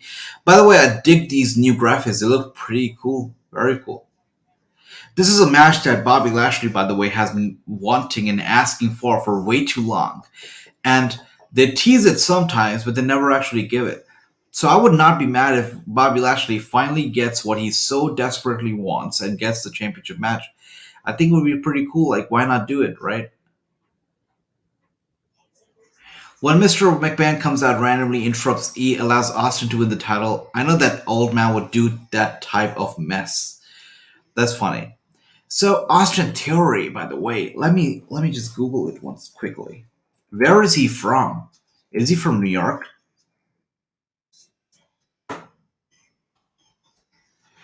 Let's see. Oh, he's from Atlanta, Georgia, so not from New York City. So, yeah, I was thinking if he's from New York, there are greater chances of him winning tonight. But he's from Atlanta, so maybe not. But you never know with New York and how they have the shows in the city, New York City. They have some great shows. The shows often have surprise elements attached to them. So I would not be too surprised if Austin Theory actually picks the win tonight. Wouldn't be too surprised. Let's see. Let's see what happens. Ladies and gentlemen, I'm delighted to introduce my guest at this time, Liv Morgan. All right, Liv Morgan in a backstage interview. Liv, you must be over the moon with the success of Team Raw, getting the victory over Team SmackDown and Survivor Series last night, and you still hold that opportunity to face Becky Lynch for the Raw Women's Championship. Honestly, Kevin, it's kind of like a bittersweet feeling because, yes, Team Raw did secure the victory, but... Sorry, let me stop you there because us Irish have to stick together. Finally, Becky Lynch and Liv Morgan are face to face. The story is that Liv again. They couldn't get face to face in the ring, but they are face to face backstage. Thankfully, Bianca Belair pulled it out for Raw, but what did you do, Liv? You did nothing. You did nothing. Do you know what? It takes me back to Money in the Bank. Do you remember Money in the Bank? And everyone was rooting for Liv. Even I was rooting for Liv. And she got up to the top of the ladder, the tippy top, and she was inches away from grabbing that contract. But no! Somebody came and outshined Liv once again. Then Nikki ASH, she got up there, she got the contract, she cashed in, she grabbed.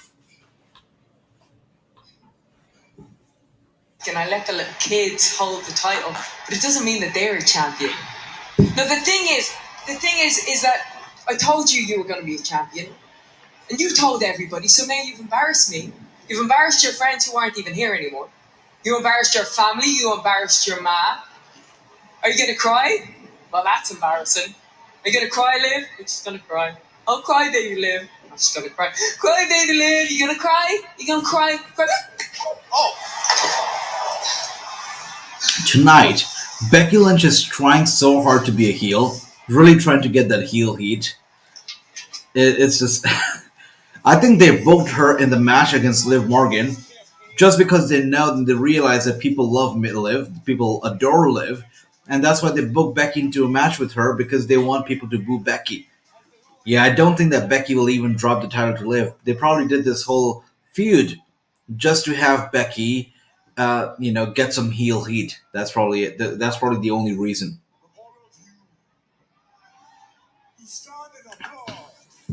Apollo Crews is wrestling Damian Priest for the U.S. Championship. Not the guy I was looking forward to the most. I would be more excited if it's Aziz who's wrestling, Damian Priest for the championship, not Apollo. But let's see. WWE's United States Championship.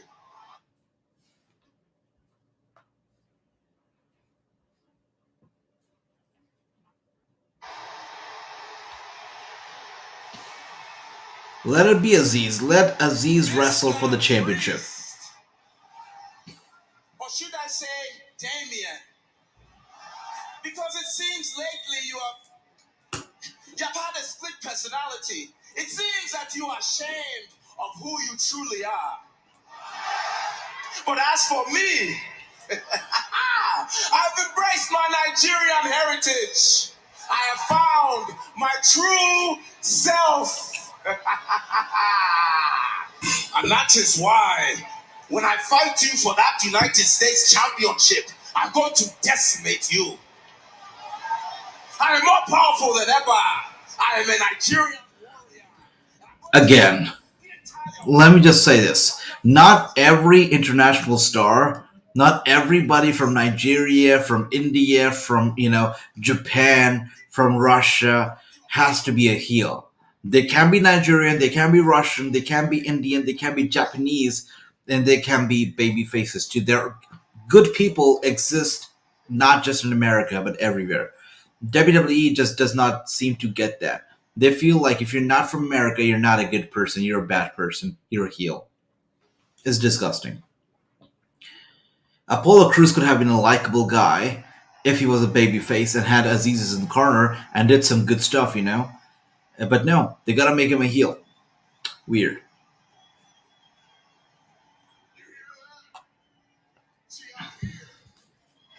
If you want to run your mouth and you want to tell the world how you found yourself and how you two found each other, Start a podcast.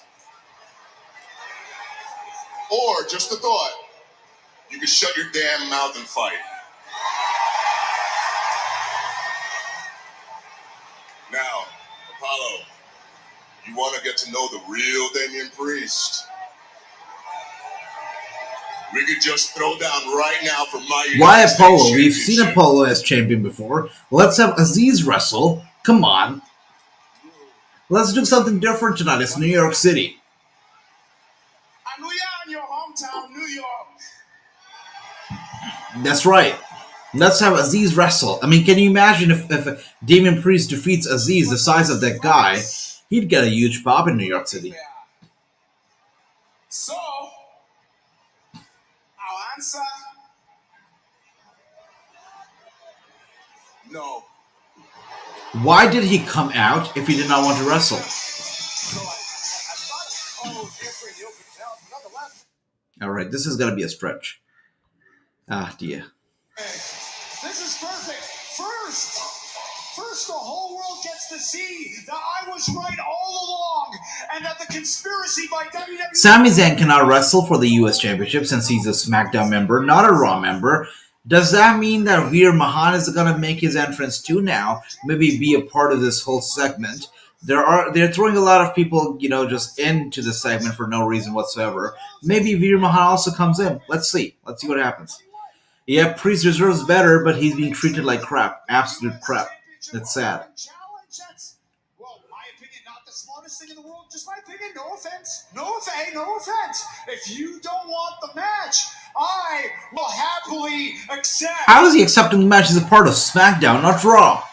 Because I am not leaving here empty-handed. That's stupid. Tonight, Sami Zayn is walking out of Brooklyn as the new United States champion. He's a SmackDown roster member. This makes no sense. A hell of a consolation prize. Sami Zayn could become United States champion. How is this even allowed? I always hate to agree with Sami Zayn, but he's had a legitimate argument. How is a SmackDown star wrestling for a Raw title? How does that work? McMahon changed his decision, so yeah, Sami could leave here as US champion. Still in the cup in moments, WWE champion Big E one-on-one with Austin Theory for the title.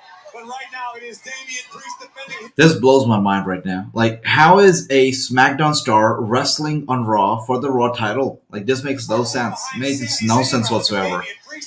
What happened to all these brand divisions and brand splits? That's stupid. Unless you gotta give credit to Damian Priest, just 24 hours removed from a battle with the Intercontinental Champion Shinsuke Nakamura, said, hey, If you really want us to treat brands like two different brands, like AEW and WWE, you don't let them wrestle for each other's title. You don't see AEW stars wrestling for the Intercontinental Championship. You don't see, all that stuff going on, right? It's just stupid. I literally have no words. How is a SmackDown star wrestling for a Raw Championship? Maybe they forgot that, Sami Zayn is on SmackDown and not on Raw. The creative being so creative. It is just weird. Weird as hell. And I want to see how people are reacting. Let me know, what do you think about what's going on right now in the ring? But also, let's take a look at Twitter and see what people are saying about this. Why come out during an open call if you're not going to fight? That's exactly right. You just want to waste time. You want to take up time. You want to somehow fill the 3 hours of the show, right? That's why you had Apollo Crews come out. Why Becky bringing up Liv French when she was on camera crying about her friend not liking her anymore 24 hours ago? That's right. She's right. You're right, guy. You're right. JM Don, you're right. Damian Priest versus Sami Zayn for the... Yeah, that's right. Exactly. What was the point of Apollo Crews coming out for the open challenge if he was not even going to challenge Damian Priest? It makes zero sense. No, they did not want him to make an appearance only. They wanted him to take TV time so they can somehow pass the 3 hours. This match honestly won't last 5 minutes. Are they just going to have Priest keep losing his cool? For what purpose in the end? This match is just a damn filler and nothing else. I mean, look what they got out of it. They got a good commercial break out of it. That's why they just had the match. It was so stupid. I don't think he's going to lose his cool tonight, though. I think he's going to win. I feel so. Because he's in New York City, they want him to get a pop. So I feel like he's going to win. But let's see.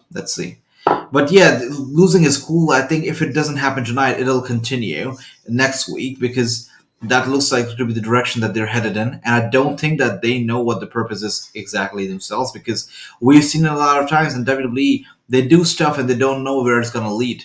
They just think of it on the fly. And it looks like that's what they're doing right now. They're just thinking on the fly.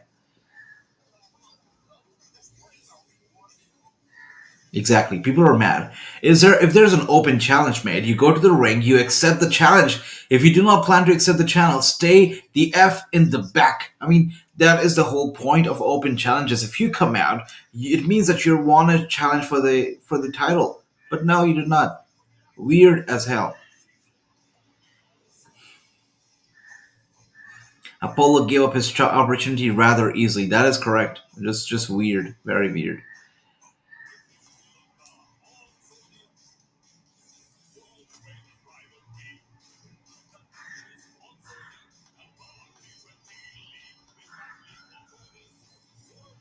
All right, I don't know why AEW versus WWE always starts like this war starts on social media. There's no reason for that. We're watching Raw. There's nothing about AEW right now. It's just Raw. Let's just enjoy the show. You know, that Apollo promo was a waste of time, and that's exactly what the purpose was for that match. So it was a waste of time. Wow, crappy holiday Cress is angry. This is let's look at his thread. He says that when one door closes, another one opens. And if Cruz and Aziz do not want that match, he will happily accept because he is not leaving tonight empty-handed. Because okay, so they're basically doing a rundown. That's cool. Okay, I thought that was a rant, but they're just running down. That's cool. All right. Did WWE forget that Sami Zayn is a SmackDown guy? This is the second Raw title he's chasing tonight. That's exactly right. This is not SmackDown. These are not SmackDown titles. These are the Raw titles. I don't know what they don't get about it. Just stupid. Just stupid. Anyways, we're back from commercial break, which means we're going to take a break from Twitter as well. And yeah, we're going to be watching the show. I'll tell you that. This is just the weirdest thing ever. I mean, really, Sami Zayn is challenging this guy for the... I can't even tell right now. I can't even tell.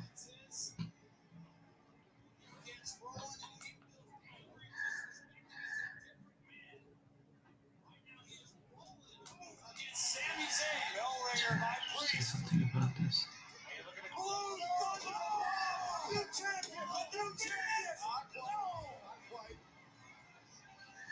Just before 3, but this is impressive. Sami Zayn.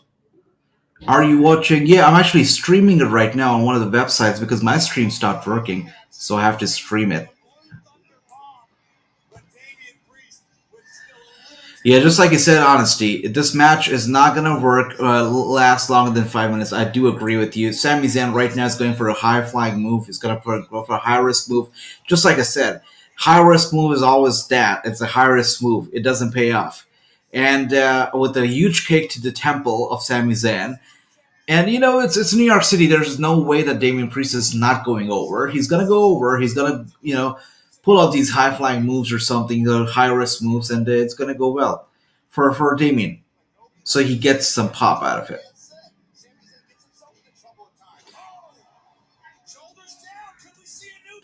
Again, so if Sami Zayn wins the championship, what happens? Does he get drafted to Raw, or does he basically take the championship hostage and takes it to SmackDown and never gets it back? Makes zero sense.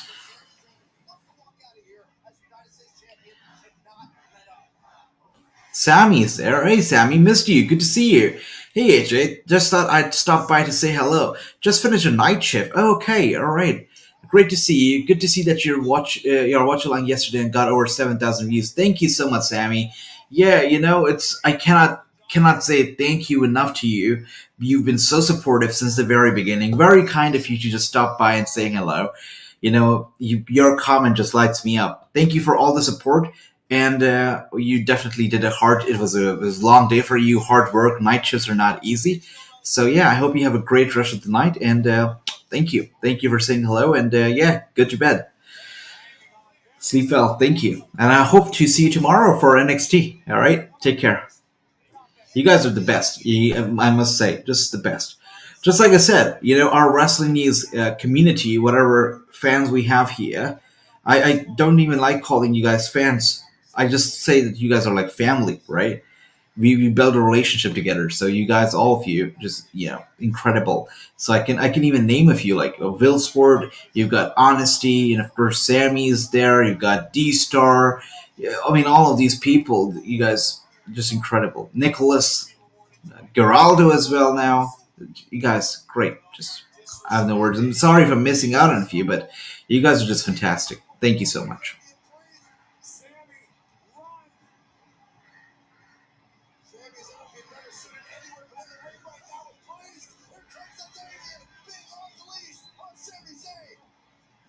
Damien Priest really going after Sami Zayn right now.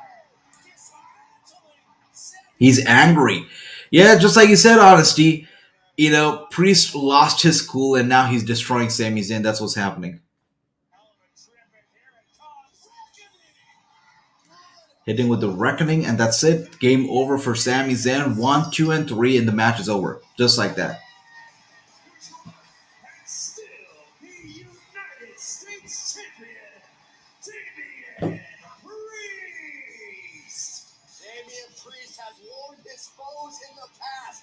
Do not disrespect me or else Yeah, so a mix of both, Honesty. You said that he's gonna lose his cool. He did lose his cool at the end, but again, it's New York City, so he did also come out clean victory. He has defeated Sami Zayn. He's getting a good pop out of New York City. So good for Damian Priest, I guess.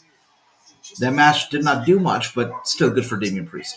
First WWE Championship match. So awesome. I mean, I even got a selfie with Mr. McMahon. Who could say that? Austin Theory. But you know what's cooler than that? Is tonight I will become the youngest WWE champion in history. He says that tonight he's gonna become the youngest WWE champion in history, and that's true because Austin Theory, from what I know, is only 24 years old. Only 24 years old, and if he wins tonight, he will become the youngest WWE champion in history. In history. Again, guys, let's not forget that all of this match, everything that's happening tonight, is because of a prop from a movie that Dwayne Johnson is in. That's WWE for you. And you can see the tweet right here says the same thing. This man is really getting a WWE World Heavyweight title match because he found a prop egg from a movie. That's right. And it is main event time. It is Big E versus Austin Theory for the WWE Championship. Good to see you. Welcome back. You're just back in time because it is main event time. It is Big E versus Austin Theory, and this match is for the WWE Championship. If Austin Theory wins tonight, just like he said, he will be the longest reigning. Longest reigning. He will be the youngest WWE champion ever. He is only 24 years old, which would make him the youngest WWE champion till date. What if Big E lost? Yeah, just like I said, we will get the youngest reigning WWE champion ever. But you know what? New York City, they're in Brooklyn. So WWE is in Brooklyn tonight, right? And I know that New York City loves the New Day. Brooklyn loves the New Day. I've attended a lot of shows in Brooklyn, at Barclays Center especially. When WWE's there, I always am there. So, yeah. I know that Brooklyn loves the New Day. Brooklyn loves Big E. So it would be hard to see Big E losing. Also, the fact, by the way, we just got a commercial after an entrance. That's typical of WWE to do. But yeah, also this match is basically, just like this tweet right here. I love this tweet. It says, this man is really getting a WWE title, world title match because he found a prop egg from a movie. I love this tweet. Yeah, because this championship match just came about so suddenly, it just makes me feel like it's gonna go nowhere, and Austin Theory really is going to lose. He just got this match as like a pat on the back, just to bring more eyes to Austin Theory, so people pay more attention because they do intend on pushing him further. So yeah.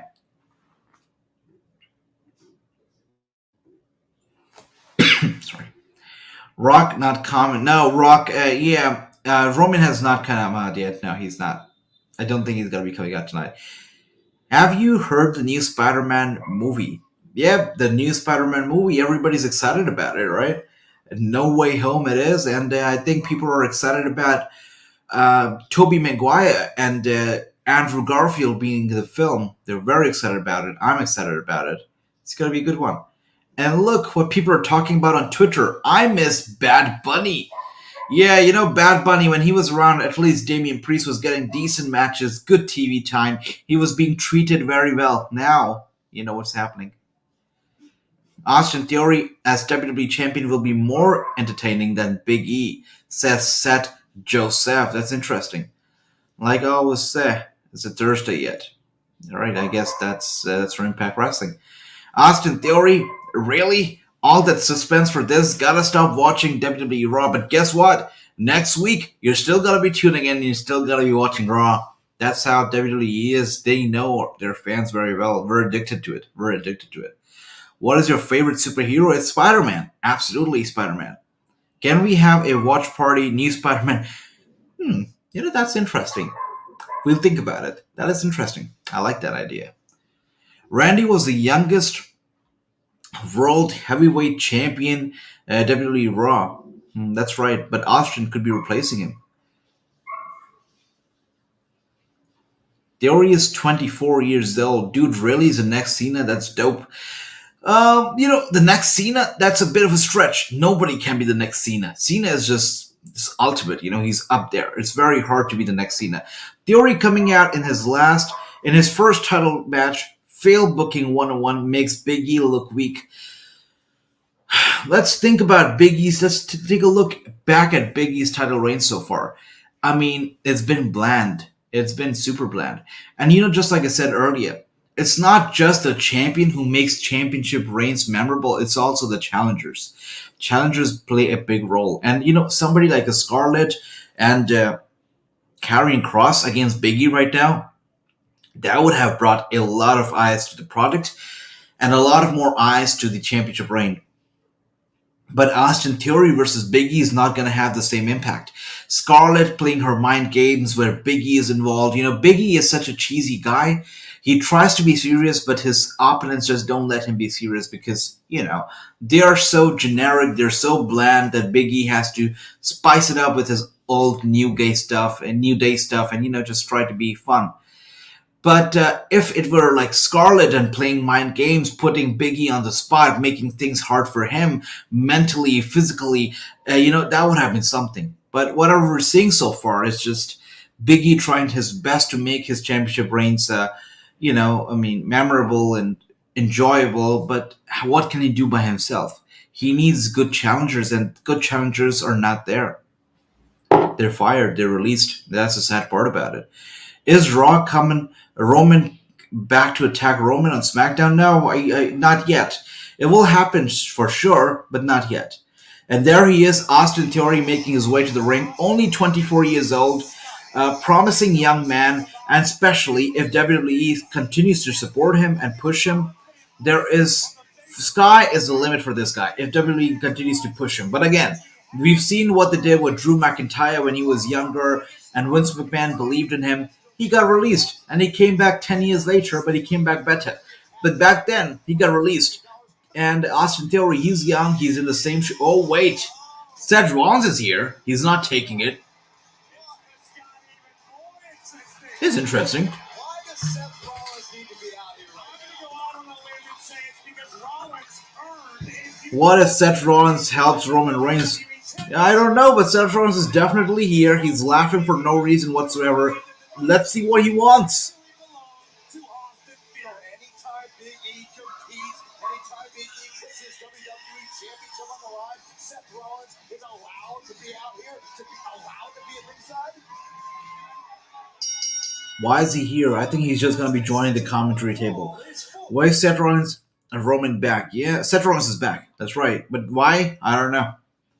I probably could be joining commentary. That's what's happening.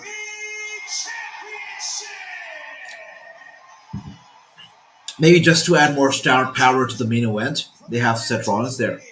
220 pounds, Austin I don't know. I don't know if I'm behind this Austin Theory guy yet. But if he were to win tonight, I would not be mad about it. I would welcome it because that would be pretty cool, right? That would be pretty cool.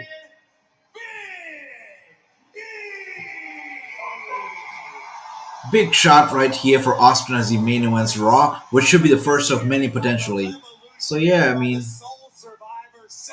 people are excited. It's all about the WWE Championship right now.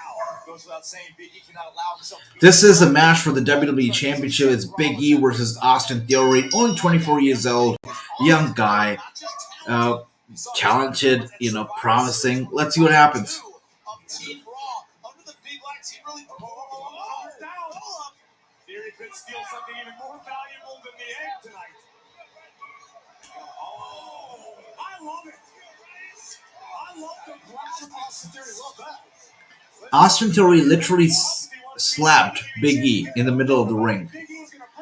This just proves Big E's reputation as champion. Nobody treats him as champion. Nobody respects him the way a champion is respected. Nobody takes him seriously as a champion is often taken seriously. That is Big E for you. I don't even know what's going on right now, honestly, really. It's stupid. What if Seth Rollins at Bork? Now let's see what happens, man.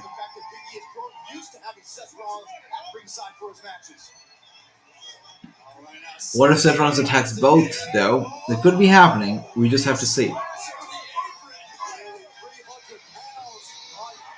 Wait!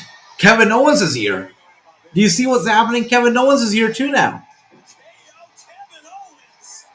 I guess Kevin Owens is just mad that out of all the deserving challengers, you're just gonna hand the championship opportunity to Austin Theory, a guy who has done nothing but take selfies. Maybe Rock Roman out next. I think that this is gonna close the show. So.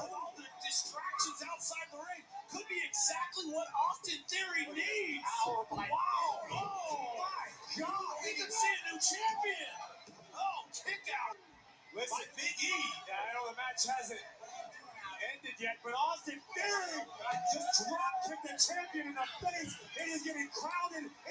It looks like we're going to be back to commercial now. Hey, on it, the WWE Championship is on the line. Of course we're back to commercial. Sweet. It's stupid, yeah. I don't know. I don't know what to feel about it so far. It's just... I don't know. Anyways, let's see what are the fans on Twitter saying. Big E has so many storylines going on right now. Does he really have so many storylines, or are they just throwing everybody in because they don't know what to do with Big E? Sad looking to see if other fans are going to attack him. That's true. That's true.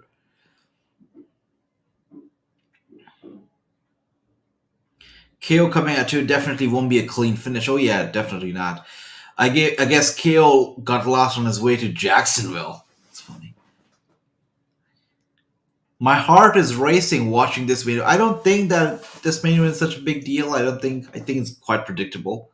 But yeah, good for you if it's racing. I'm finding that the person I'm most excited to see on Monday is Austin Theory. I seriously don't know why I love this. I don't know why either, K. I don't know why either. I don't know. Interesting. People are finding it interesting that KO has entered the picture.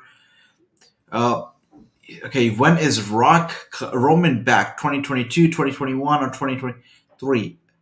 I think it's gonna be next. I think it's gonna be late next year, and we're definitely gonna be seeing them wrestle at WrestleMania 39. I think that's bound to happen.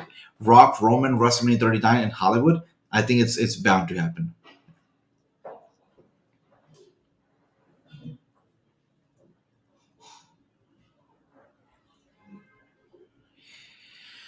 Yeah, Kevin Owens needs to be laid off. That's funny. No. And Big E, everyone coming for the WWE Championship. That is right, that is right. Everybody is coming after Big E, and that's because I feel that is because they just don't know what to do. They don't know if one person is good enough for Big E, if one person is competent enough to go after Big E's title. That's why they just squeeze everybody in and just leave it up to them and see what happens. I don't think it's good booking. I think it's bad booking. But let's see. You were right about champion and needs a good challenger, and Big E is not a good champion, and there's no good challengers either with these storylines. That's correct. You know, people I can see on Twitter, especially, I can see people are getting excited about Big E having so many challengers and Big E being such a big deal that everybody wants to go after him. I don't think so. I just think that they don't know if they have one person who's good enough to go after Big E or to go after the championship, that they just squeeze everybody in and just see like whatever happens. Or he doesn't have a lot of storylines going on because not even one storyline makes sense. If I ask anybody who's talking about Big E having a lot of storylines going on right now, if I ask them about any particular storyline, about its history, about how it started, where it is right now, they wouldn't be able to answer because there is no meaning, there is no history, there is no backstory to these apparent storylines. There's nothing like that. So it makes zero sense. Big E is a good announcer. He has a strong voice. If you want him to do stuff like Titus O'Neil does outside of the ring, you know, in boxing or whatnot, he can do that. He can represent the company. He doesn't need to be champion for that, I guess. Now, he's not a good champion. I would agree with you, honesty, and it is true. It's the truth, you know. You can like him, but you can't deny the fact that he's a boring champion. At least so far. What if Rock Roman out at Rumble 30 or 21? Yeah, but I think it's gonna be happening at not next year's Rumble, but the year after. Not next year. But again, anything can happen as a WWE, so. But my prediction is that we gotta wait one more year before we see that.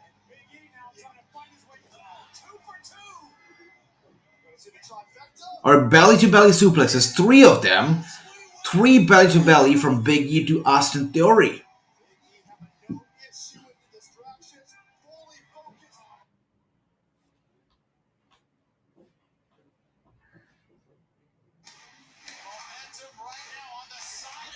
Just like I said, Brooklyn loves New Day, and they are clapping for the New Day. They're chanting for the New Day as Big E is beating up Austin Theory here. This is... we have less than 10 minutes on the clock for the show to get over. So it won't be a very long match. What day Rock Roman back? Well, I think we gotta wait 2 years, yeah.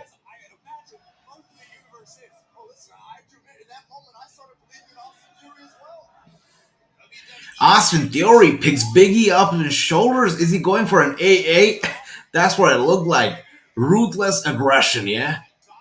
Alright, so Big E now, okay, he was about to toss Austin out to the ringside. Austin with the counter. Big E with a rock bottom. Can I call it the rock bottom? I would call it the rock bottom. With a rock bottom to Austin Theory. Austin Theory down. Seth Rollins is getting all stressed up, all tense, but Kevin Owens is enjoying himself. He has a good seat. He's enjoying the show. He's just sitting there very comfortable watching this whole thing play out. Big E tosses Austin back to the ring. And what's happening here? He's there to confront Seth Rollins. He's confronting Kevin Owens. But Kevin Owens says, I'm doing nothing. I'm just minding my business. I'm just watching the show. Is Seth possibly working with Theory? Maybe having Theory as his new Buddy Murphy? It could be happening. But would Seth want his Buddy Murphy, a.k.a. his Theory, to be champion? That's the thing. Would he want... He would want Austin Theory to live in his shadow, not be his shadow. That's an interesting thing. But it is interesting. I do find that very interesting. They could be working together. Looks like Seth Rollins and Kevin Owens are going to have their own wrestling match outside of the ring right now. And Austin Theory got distracted. Big E with a big ending right there. It's over. Thanks for the distraction. I thought the distraction would work in Austin Theory's favor. But no, it did work in Big E's favor. So... You know, you're right, honestly. It just feels like, yeah, he was a poor actor, you're right.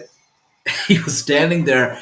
It appeared, he just gave it away. It just looked like he was going to lose to Big E right there. He was a poor actor, you're right. You know what?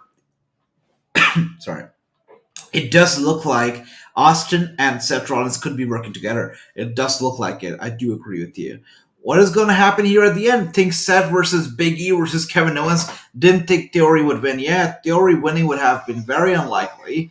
And yeah, you're right. It could be that. Could be that. Thank you so much for tuning in. You have a good night ahead, and I'll see you tomorrow for NXT 2.0's Watch Along. And look who's here, Film Nation BTS. So good to see you, sir. Hope you're having a fine night so far. What a show. What an unpredictable, surprising show. Apart from the last match, the show was highly unpredictable. I mean, we know that Austin Theory is not big enough as a star to close the show. That's why apparently that they also had Seth Rollins and Kevin Owens added to the mix, added more star power to the main event of the night. That's fine. I think the fans are gonna be going home happy. It was a good show. It was not the most boring show ever. It's a Raw, so you can expect for it to be boring as well. But it was not a boring show. It was a sweet show. I enjoyed it. I enjoyed interacting with all of you guys. You guys are great. Thank you so much. Seth versus Kevin Owens versus Big E at pay-per-view. I meant sorry. Day one. Definitely could be happening. I absolutely agree. Well, did you hear that Nikki Cross and yeah, and I do feel, and we spoke about it earlier, honestly spoke about it as well. It's like we do feel like tonight is a downfall of Nikki AS. It could be starting tonight. Tonight could be a downward spiral for Nikki AS. I think it's time over, game over for her now. 5 out of 10 for some shock value, in my opinion. I agree. You know, it was a sweet show. For the shock value, I would also give it, I'm just trying to think about it.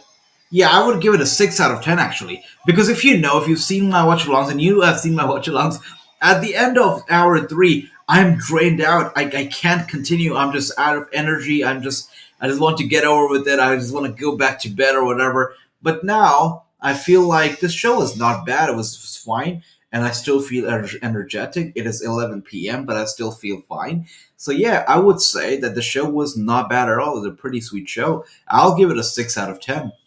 Hey man, I have something to get off my chest. Don't hate me or judge me. This is what just I like, in my honest opinion. I love women's armpits. That is all I get. Okay. All right. Good for you. Okay. Thanks. Have a good night. Thank you so much, Honesty. Thank you. You have a good night too. Thank you. I hope you understand. All right. I thought Raw was okay. 2 new champs. Nikki probably not looking good for her. Yeah, it's not. You're right. 7 out of 10. Sweet. We're all close. 8 out of 10. That's cool. All right. Better than usually. Raw was, I thought, yeah, I agree, Will. Absolutely. Well, guys, I must say, I will give it a 6 out of 10 rating. Maybe I should give it a 7, but I'm not going to be too generous. I'll give it a 6 out of 10. It was a sweet show, and what made it even more fun was a surprise element that was attached to it. We saw championships change hand. We saw Carmella and Zelina become new tag champions. We saw Austin Theory giving the egg back to win, so I hope that the X storyline is coming to an end tonight. And we also saw him getting a championship match against Big E. At just 24 years old, getting a championship match, the world title match against Big E is pretty damn cool. So good for Theory. I mean, surprise elements were there. It was a fun show, not boring at all. Pretty sweet. I'm excited for tomorrow. I think NXT is going to be very cool as well, very sweet as well.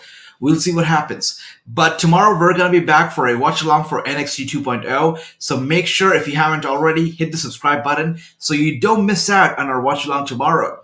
And I would like to thank you all once again for being so supportive, being so awesome, and tuning in every day we come live. We are growing day by day, every single day. Thank you so much, guys. And I hope to see you tomorrow. You all have a good night. Let's go to bed and dream of some Pizza Hut. All right, thank you. You have a good night. Take care. Bye-bye.